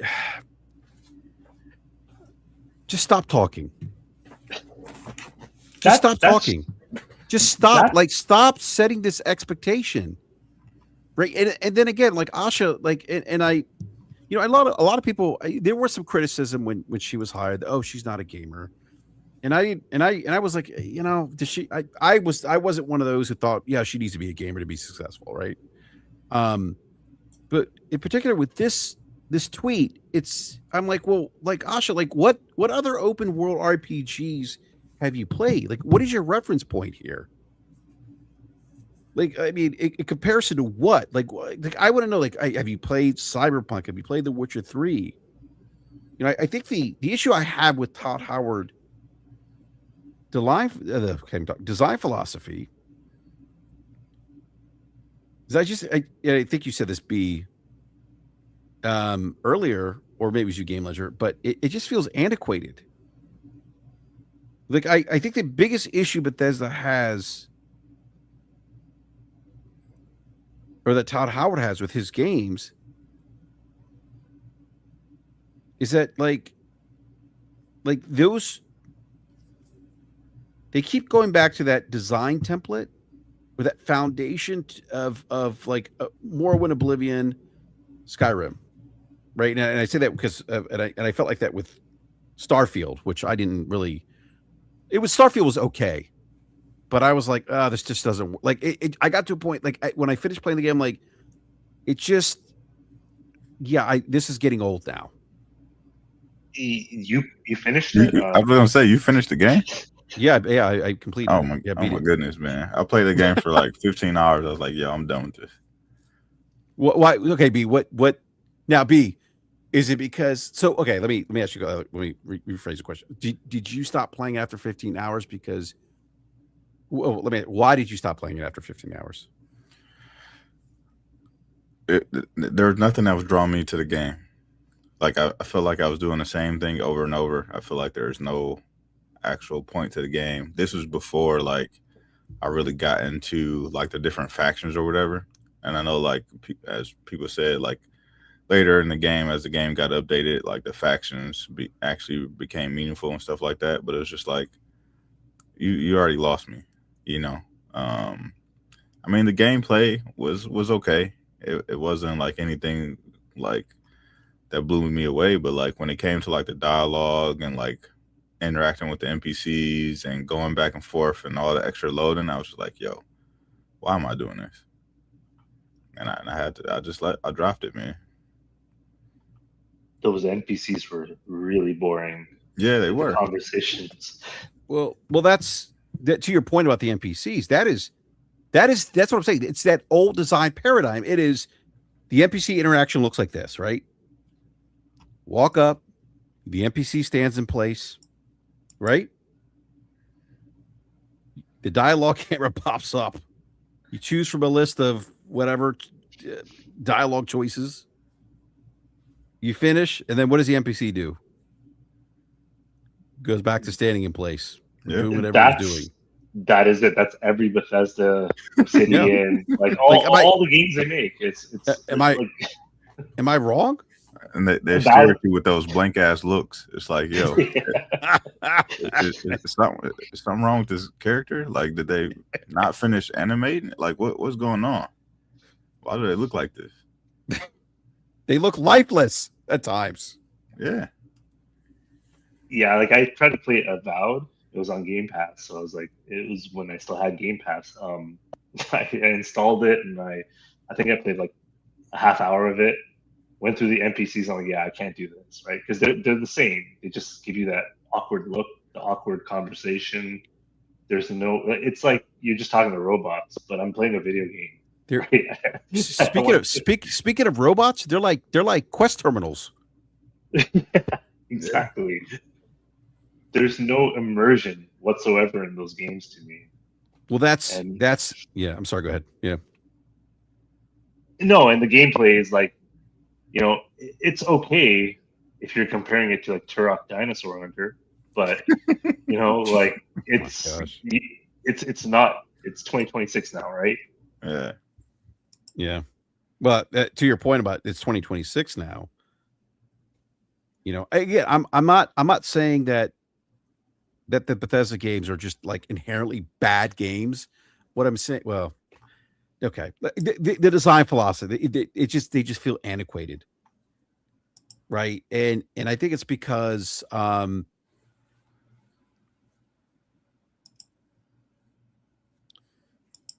think the rest of the open world RPG genre has kind of evolved, right? These studios that sold to Microsoft are very PC coded, and I mean like traditional PC coded, right? Where they're all first person oriented. They do the same. All of them do like similar NPCs. Obviously, Blizzard has, Activision has. They changed over time, but they were very much of the similar design philosophy. I think when things were dated, right? Bethesda just. I think they're stuck in 2006 or 2011. Sorry, and I think they're stuck in 2001 with Morrowind. Possibly, yeah. Actually, no. I mean, look at Cyberpunk. We just talked about like interacting with NPCs, right? I mean, B, you said it like they're like staring at you, right? Yeah. They're like lifeless. They again, it's NPC stands in place. It's dialogue. But look at Cyberpunk 2077. You would have dialogue with characters, NPCs, but these characters were doing stuff, smoking a cigar, having a drink, interacting with the environment or another NPC. Like they were, it felt lifelike. Like remember, I just remember, some of the dialogue scenes with Keanu Reeves' character. Like there was there was a lot of cinematic performance in the interaction with the NPCs, and like even Baldur's Gate 3, which kind of uses more of a traditional dialogue, like a traditional dialogue tree, like it but you weren't bored with that because Baldur's Gate 3 would use like cinematic performances and to kind of bring that conversation or those characters to life. And that's what I saw on Starfield was like, well, I've played this before. And there are other games that I've experienced that are open world RPGs that are just more immersive, have better storytelling. You know what's funny? I'm playing Expedition 33 right now. I just never got around to playing it, and it was in my backlog. So when it was on my wish list. Sorry, so when it went on sale, I ended up buying it over the PSN summer sale. But that game was made by what? How many people? How many developers was in San Paul? Like I don't know. It's less than 50 for sure, right? Yeah, I I think believe it's so.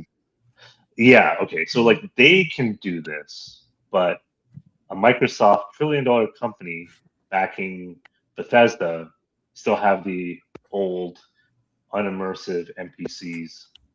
I don't know. And that's an indie company, right? Sandfall Entertainment. So like, Yeah, there's no excuse. Yeah, I mean, like I go back to Baldur's Gate 3. I mean, there were things, there were dialogue choices, there were actions that have real consequences.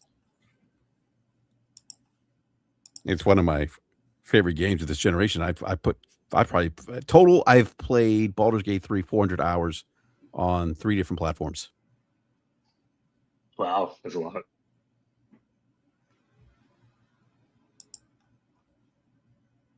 So I everyone's hyping Elder Scrolls 6 and I'm like I don't know if it's still in my opinion if it's still the same, still on that, still built off the foundation of Morrowind, Oblivion, Skyrim.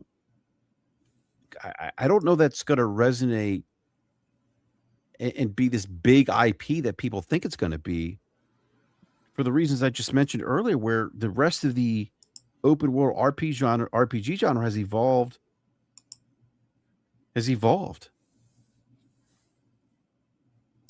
I think if you look at it from the perspective of, is it gonna change the hardware's trajectory if we make this exclusive?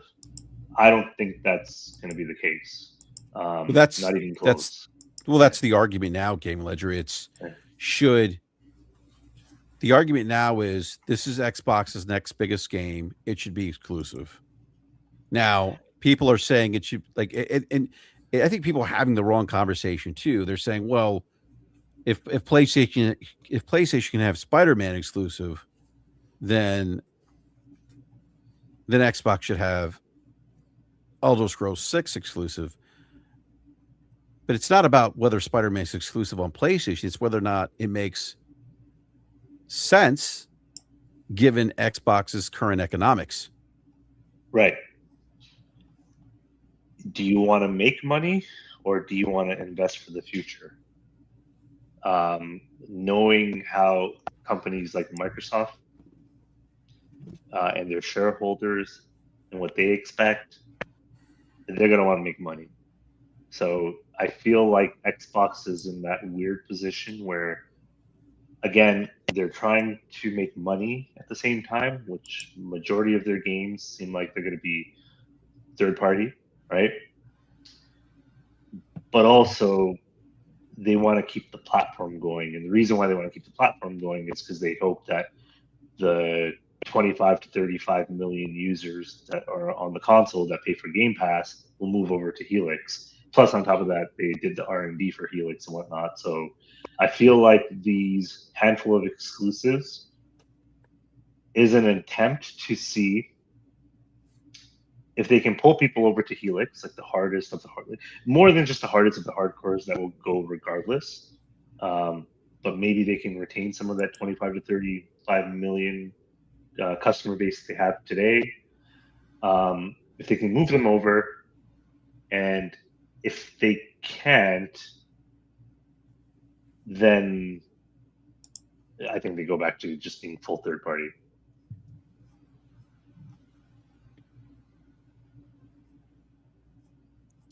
But Yeah, they got to pick. Yeah, I don't. And this is, when I brought up the earlier, we talked about the maturation of the console market.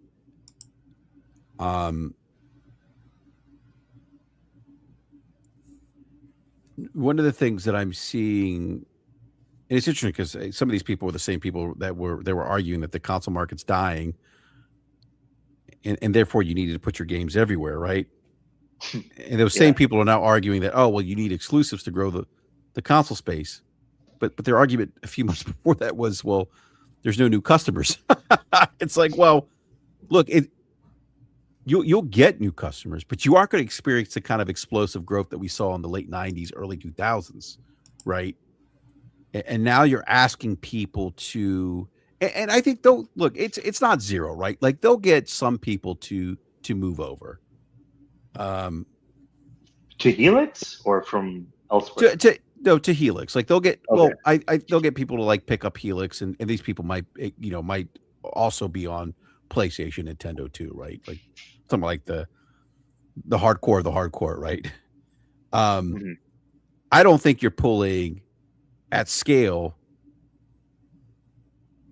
people off PlayStation to go to Xbox Helix or the Xbox ecosystem on the back of exclusives. Like, I made this argument that it's a harder value prop now. It's harder to convince someone, right? I go back to what Phil Spencer said. Like the Xbox One generation was the worst generation to lose. I think that's the generation where people really got locked in, right? They're their digital libraries, gamer tags, online, their online IDs, gamer score trophies, friends list, all that stuff, right?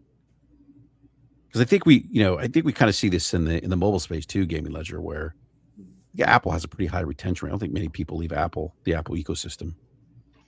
Yeah, like it's exclusives do matter, but Yes, but like it's Logic used to argue that they're the tiebreaker. If you got somebody in the store right, looking at Xbox and PlayStation, it's like that's kind of the tiebreaker. 100%. Yeah, it's like the differentiator factor, but um, brand and brand power also matters a lot. To your point about Apple, they have such a successful brand, and it's etched into people's, like even if you hate Apple, it's good. You have to admit that the product quality is very good. They have good consistency. You're not going to get like a dud with Apple. You may not like it, but the brand is resonating with people.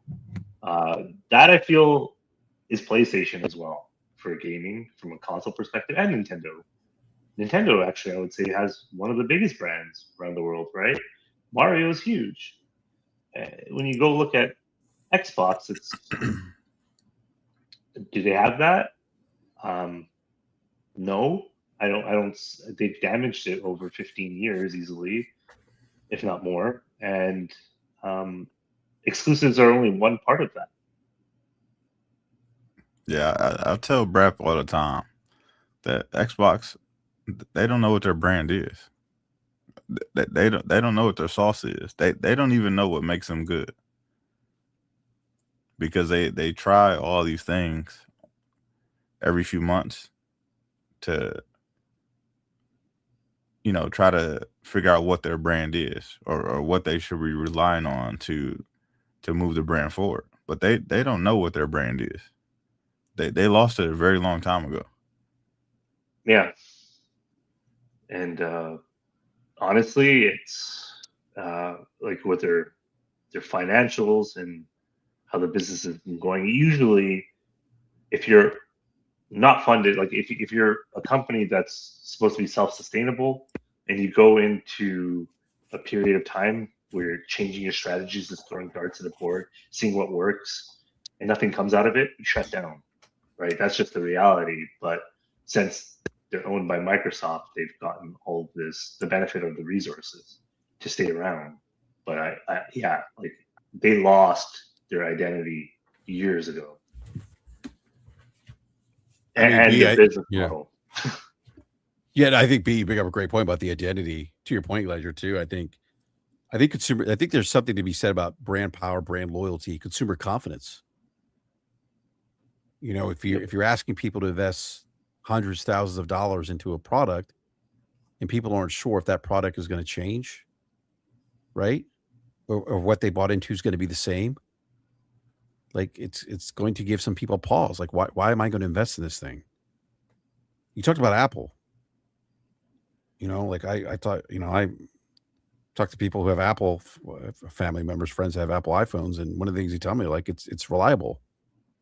You know, Yeah, everything works. That's everything kind of works. that's what they tell me. Everything works. I'm like, oh, okay. but it's that dependability, right? It's that brand loyalty. The Apple name means something. Um, And I don't think that exclusivity in this case for Microsoft, outside of its current economics, is going to drive people at scale to go to Xbox to help turn the ship around. I just don't see it happening because people are locked in. I'm not saying that you won't have. I'm not going to say that you'll have zero consumers who won't move over or invest in Xbox. You will, but at scale, it just won't. It's just not going to happen. And I don't think Elder Scrolls 6 is that game. Let me ask you guys a question. Yeah. And I also don't think Elder Scrolls 6 is going to be exclusive to Xbox. Like I see people posting polls, should Elder Scrolls 6 be on Xbox? Like, guys, you guys are having the wrong conversation. We should be asking, does it make financial or business sense for Elder Scrolls 6 to be exclusive to Xbox? I think the answer to that is probably no, given its current economics. You know what? 3 cents of where they make 3 cents of operating profit for every dollar revenue. Like, holy shit. Yeah, it's bad. That's bad. They've lost 64 cents of every dollar they've invested. Like, what? That's bad. That's bankruptcy for a regular company, right? Like, that's just the reality. I mean, yeah, like I don't know.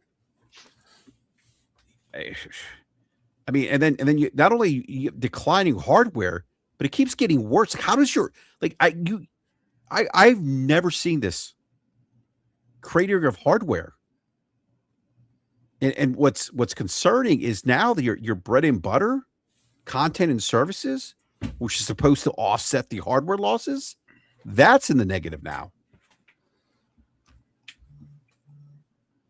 Yeah.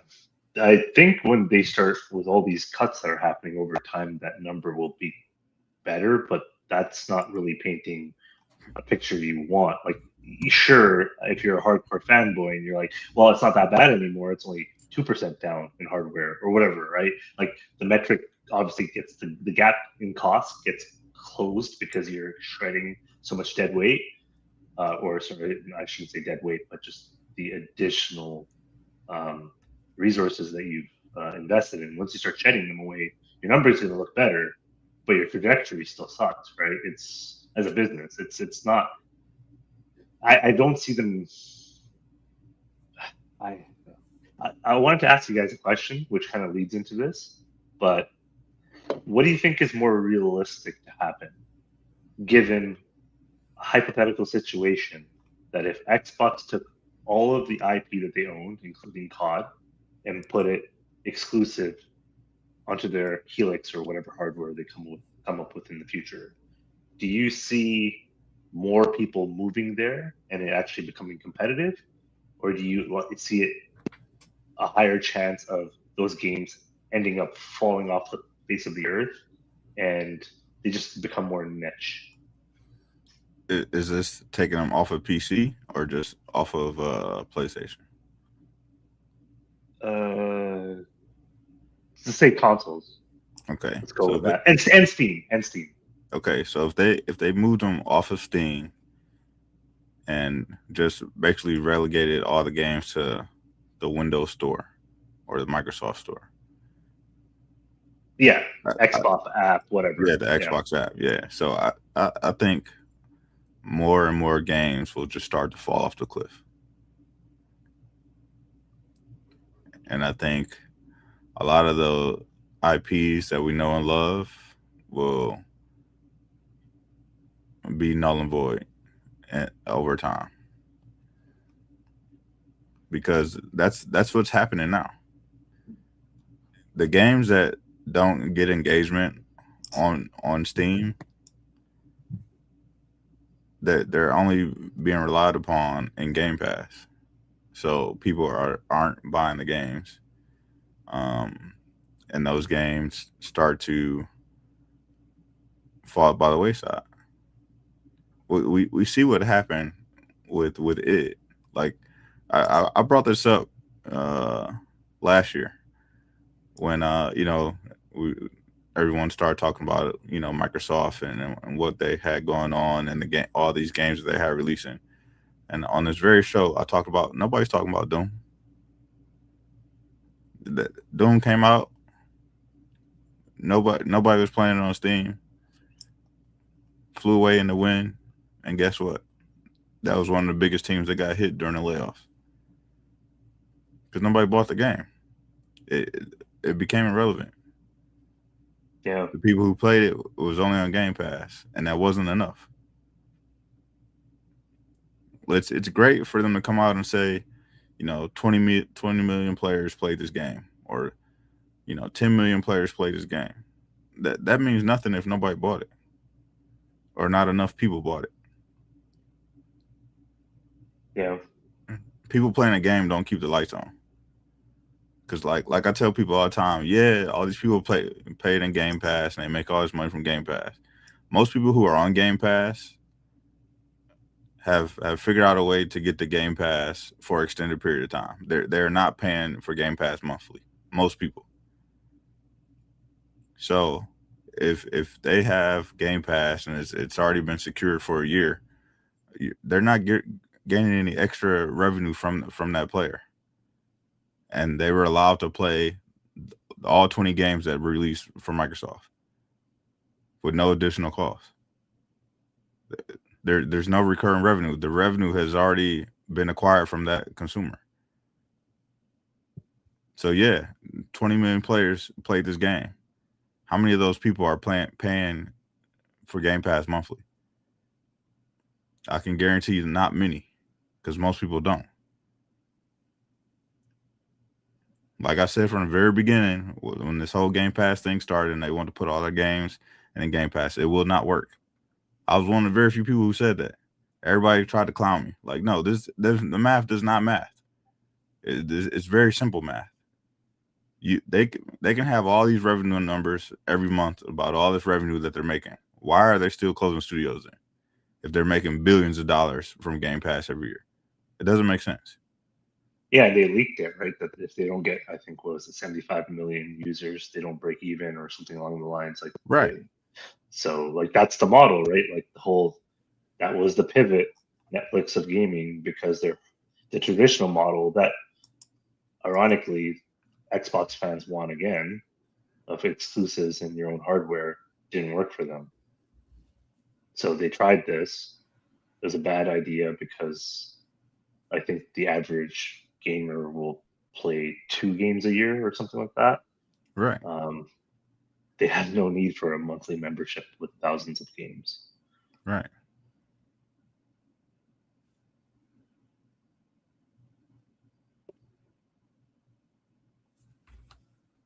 Ooh, sorry, I was muted again. But you brought up an interesting point about a lot of the some of the things we would hear were things like, oh, they're making billions of dollars or whatever it was in revenue off of Game Pass, or I forget what it was, but to your point, but all these studios are shutting down now, and there's been this reset, and people have been arguing whether there's they're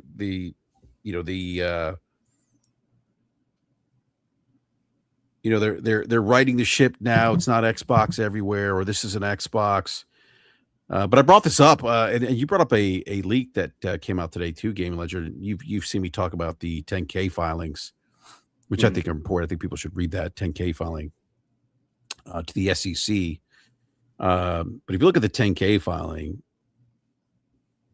the text from the 2025 10K filing to the 2026 10K filing, pretty much identical. Where both are still talking about. Both did talk about, the gamer being at the center of the Xbox ecosystem. Both talk about attracting gamers across endpoints, PC, mobile, cloud. The interesting part, and this is something that a lot of people haven't really talked about. Both the 10K filings talk about an Xbox strategy of third-party manufactured devices. Right? So, I mean, that's what Spencer and Bod were talking about. That hasn't changed. And I mentioned expanding to ecosystems as engaging as many gamers as possible, subscriptions. both mentioned exclusive content as a growth factor. Like those are so. Like my point is that the broader strategy for Xbox, if you read the 10K filings, really hasn't changed under Asa Sharma, despite what they're telling you. No, they haven't. Like go read those 10K. Go read the 10K filing. And I'm glad Logic actually brought this up. I think on BRAP a while back, he talked about the 10K filing, and I started looking into it more. Yeah, and also like just what they're announcing recently, like the streaming stuff that Asha came out with, or on Asha's social apps, sorry, handles, right? And just like what I think Matt Booty said recently, about you shouldn't consider all single player games to be exclusive if that's what you're thinking, something along those lines. They're definitely. I told you this offline, but I feel like the only thing that has changed are the 2 exclusive games, and I think they're doing that just because they're stuck with Helix, right? They've already done the R&D on it. They have the contracts with AMD and probably the other manufacturing companies, and so I think Cerebon and Phil were just like, okay, cool, whatever. We're just gonna give you an open platform, get you onto PC, and that was their plan. I think this new regime does understand that that's not a great value proposition to an Xbox gamer, not having any exclusives. So I think they're trying to appease some of them to get them over to Helix.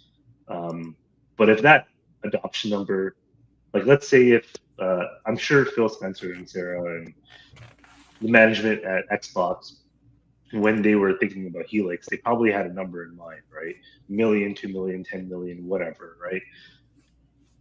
If this, let's drip them some exclusives to bring them on board to Helix so that we can keep them on Game Pass, which is still our somewhat between that and streaming. Somewhere in the future, that's where we're going to live, and on PC.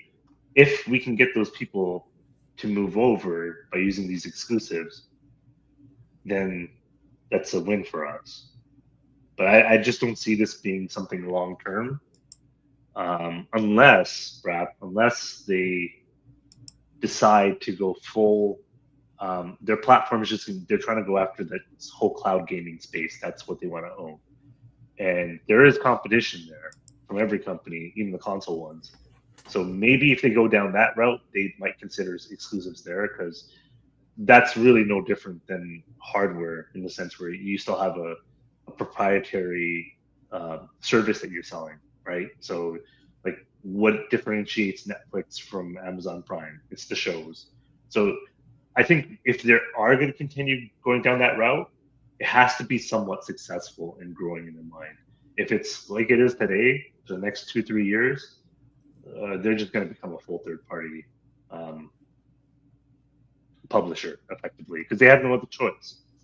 And that's probably unless somebody wants to buy them right now, I think they would probably sell the asset off. But I don't think it's really particularly interesting or enticing to another company as it is. So like that's where I see them going with exclusives, but they're still gonna, to your point on the 10K filings and what they've been saying, they're still trying to hit every entry point, and that hasn't changed.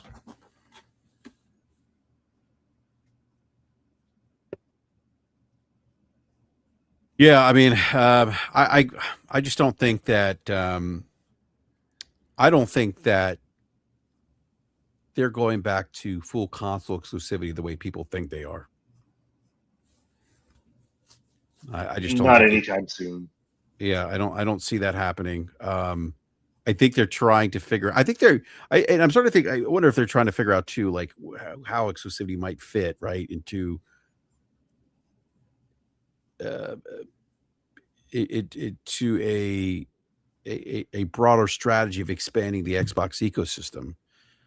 what I find interesting though is that even what Matthew Ball has said, well, we've committed to one exclusive 2026, one exclusive 2027.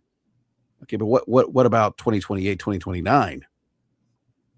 And then my concern, if we think about, you talked about, id and studio closures or layoffs, and I'm wondering if Gears E-Day doesn't sell well, what happens to Coalition? Like, are they on the chopping block? And I know people, it killed me when people said, "Oh, well, Compulsion and Double Fine being spun off, like it's not that bad." Like, well, no, actually, it is, because you basically have spun off these studios, right? And you basically have thrown them into the middle of the ocean, and they need to find funding now. They don't secure funding, those studios will shut down. Yeah, they're starting over again. And I Yeah, think, it's like, it's like maybe the only beneficial thing I think is they gave some of them back their IPs. Like but it's like I did see the sentiment online about, oh, that's a great thing Xbox did. Not really. no, it's not. They I mean, dumped them. you dump them, and they have to find their own funding. Yeah, Yeah, and yeah, and so the other thing too is, with Gears, if Gears E-Day doesn't, I'm curious, like, how they define success for that game as an exclusive. I would imagine it's like, what does it do to the Xbox business? Does it increase Game Pass subscribing numbers? Does it increase, you know, uh, spend? I mean, I feel like if it doesn't hit whatever, you know, metrics they have in place to define what success looks like for that game, like I'm not so sure that game stays exclusive forever. And it wouldn't surprise me, given their track record, that they may say, "Hey, we tried it, it didn't work out. It's either that or we completely shut this thing down." And I think a lot of the fan base will say, "Well, hell, it's better you make it multi-plat than shutting the whole damn thing down." See, but I And think they're gonna keep it Yeah, go ahead. exclusive regardless. And I think they're just gonna take it You're on the gonna- chin if it Really? sells. Yeah. Oof. That just doesn't seem fiscally responsible, I mean, in my opinion. it's not, but I think Asha is coming in and trying to fix the overall perception of the brand. And I think that, she's placating to the people online and things of that nature. But I think they have to put their flag in the ground and say this is what we're doing.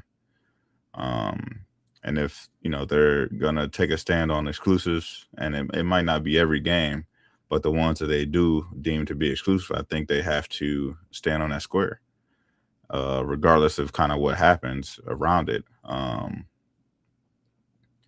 So I think, regardless of how successful or not successful Gears is, I think they keep it exclusive, and they might just have to take that loss. And we kind of have to see what goes on from there. But but I think it's one of the reasons why they chose Gears to do this with, and not just start the whole exclusive thing next year, because we didn't know what Clockwork Revolution was going to be on. They never announced any platforms for that, so starting there would have made more sense. Whereas it was all but assumed that Gears was going to be on every platform, or at least on PlayStation, because the previous game that you just released from Gears was on PlayStation.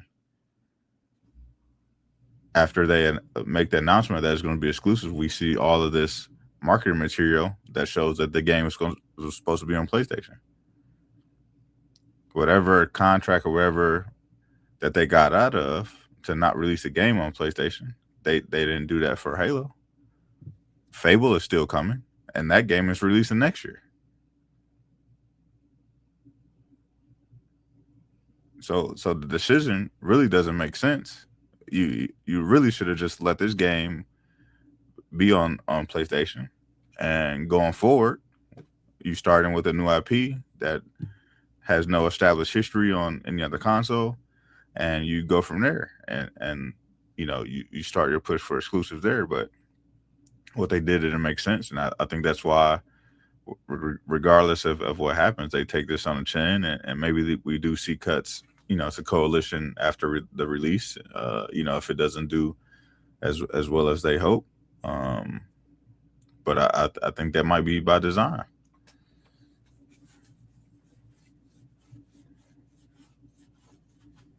Yeah, I mean, I hear you, B. I just an interesting way to take it on the chin, I guess. Just given where Because the business is. What does it do to their brand? Because we already established that they don't know what their brand is. So what does it do to their brand going forward if they say that Gears is exclusive, and then 6 months, 12 months later they release it on PlayStation anyway? And then it's it would, I would say, it probably creates more uncertainty, and it probably hurts their brand more. Yeah. No, I totally see that perspective. Yeah. But like I said, I think they shouldn't have started with Gears, just because you tried to establish something on PlayStation by releasing the remaster there. Yeah, the remaster. Yeah. You know what I mean? So it's like, yeah, it didn't see great support there, but you also released the old game that played like an old game.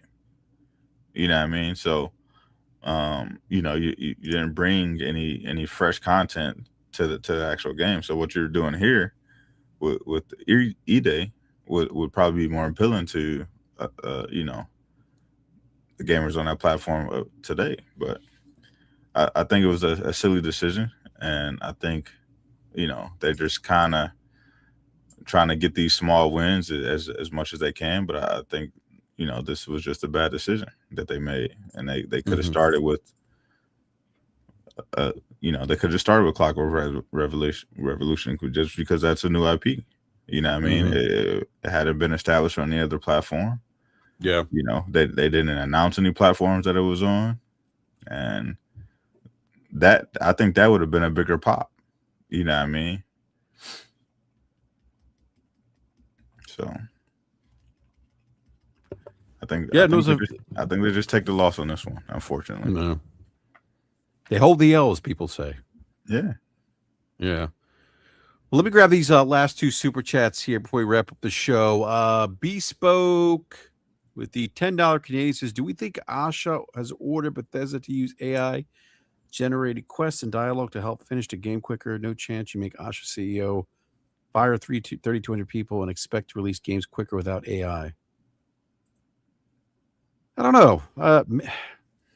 Maybe.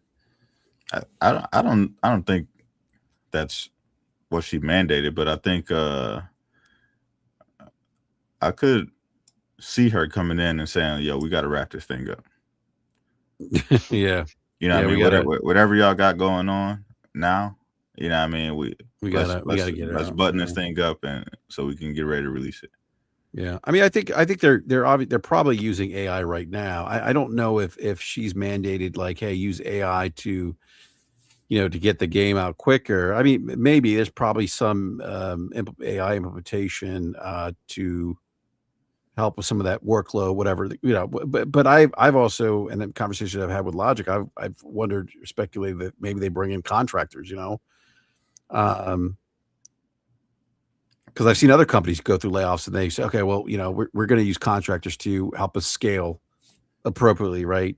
Based on our needs. Maybe that's the case here too. I don't know. Yep. Go ahead. I just feel like Ashley's heart is not in Xbox or video games in general, right? I think it's just something that she has a double-edged sword here, because she can make it good and then move on, and obviously put it on a resume.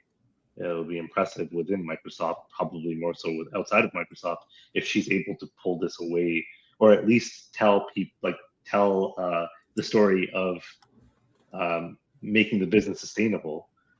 But at the same time, it's just like I don't see her doing too different.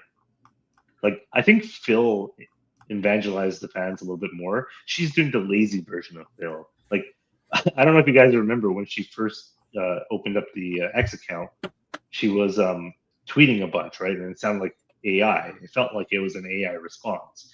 And then she was talking about like games that she liked, and she had some obscure game in there. Like I forgot. It was like one of them where it's like, oh yeah, you have to be like a true gamer to understand that this would be in your top 3 or whatever. And then we found out on like the BN, was it CNN or CNBC maybe? She had a bunch of interviews before the cuts happened, and she flat out said she's not a gamer. She goes back and forth with the truth that she. And the funny thing, like I always see these CEOs slip up. They talk to like if they're talking to CNBC, they think that the audience, like gamers, won't be on that channel, right? That's something that I've seen in different industries happen, which I think is eye-opening that the Xbox faithful can see this and they can't. Either they're ignoring it, they have their blinders on, or they're not connecting the dots here, because she does not give a shit about gaming. Pardon my French.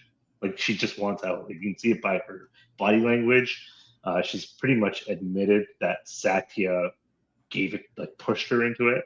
In one of those interviews, she's like, "Yeah, when I got the call, like I'll send you the clip somewhere, BRAP." But it's just like you zoom in on her body language and her facials, and she's just like, "Yeah, it wasn't my call," type of thing, right? So I don't think she has as I think Satya has the plan, and she's just executing, right? And I don't think she has any grand plans for Xbox. Like for when you mentioned the coalition and what could happen with them, I think if Gears fails, she'll just say, "Okay, well that was that. We're done. Go work on Fallout. We'll lay off half of you guys. The other half go work on Fallout or Halo or whatever." Right? I think that's where it goes with Xbox. I don't see, and I think she'll be okay with that. She's like, "Yeah, we tried, done." Right? So that's what I think Ash is like. I think she's just gonna try to find a means to an end, however it happens. Let me get this last super chat here. Street Shadow with the $5 super chat says, Xbox's financial goals do not match their exclusive strategy. They have the goals of publisher who ships everywhere. It just seems impossible. For that super chat, Street Shadow. Yeah, well, the saga continues. It's going to be interesting. It's going to be really interesting to see what happens. And as Magnetar Lord 3148 says, the plan is the plan until it's not the plan. She did say that. So, yep. Yeah. All right. Well, I want to go ahead and thank everyone in the live chat for coming out and hanging out with us this evening. Really appreciate it. Again, not our usual time, Friday night, but because of football, I couldn't get home much later at football on Wednesday nights than I do Friday night. So, but it was great to be back, and probably gonna do a rant maybe on Sunday, I think, but we'll see. We'll try to get some of that Gears. But I'm gonna let me know when you hop on Gears, B. I'll try to come on if I'm not busy with sports. We got some stuff going on sports related this weekend, but I'll try to jump on. Yeah, for sure, man. I'll let you know. Yeah. So, but yeah, no, thank you everyone in the live chat. Thank you for the super chats. Really appreciate it. Appreciate the support as always. Do the YouTube thing. Subscribe, hit the bell notification. Want to thank the panel here, Gaming Ledger and B Money. Now, Ledger, I'll give you the opportunity if you want to be found, but if you do, let everyone know they can find you. B, I already know the answer. At the Gaming Ledger on X, that's pretty much exclusively where I am, where I tweet about curiosities, particularly around the business side, in gaming. Yeah. Yeah. No, thank you. Thank you for joining us too. Really appreciate it, Ledger. Not a problem. Yeah, it's great having you on. And B, always a pleasure having you on, sir. Glad you could make it tonight. I need to talk to you offline about football at some point because I have questions. Oh yeah, for sure, man. I got to figure out what I can do to get my son to start his first year of football. I don't know if that can happen, but I think he looks good. I mean, granted, there's some bias here, but I think he looks good for somebody who's never played football. Yeah. I mean, here's the thing, B. He's 5. He's almost 5. He's 5'5", almost 5'8". I told you he's about 128 pounds. But here's the thing: he's athletic and he's coordinated. Hey, that's the start right there. So, I don't know. I gotta pick your brain later, B. So, but no, B. Always great having you on, man. Thank you for joining us again. Really appreciate it. And we'll be back. We should be back next. And if you want to follow me on X, you can BRAP_podcast. We should be back next Wednesday, so long as I don't get back home too late for football. But should be back next Wednesday at 9 p.m. Eastern time. So until then, everyone enjoy the weekend, and we'll see you next time. Thank you for watching the show.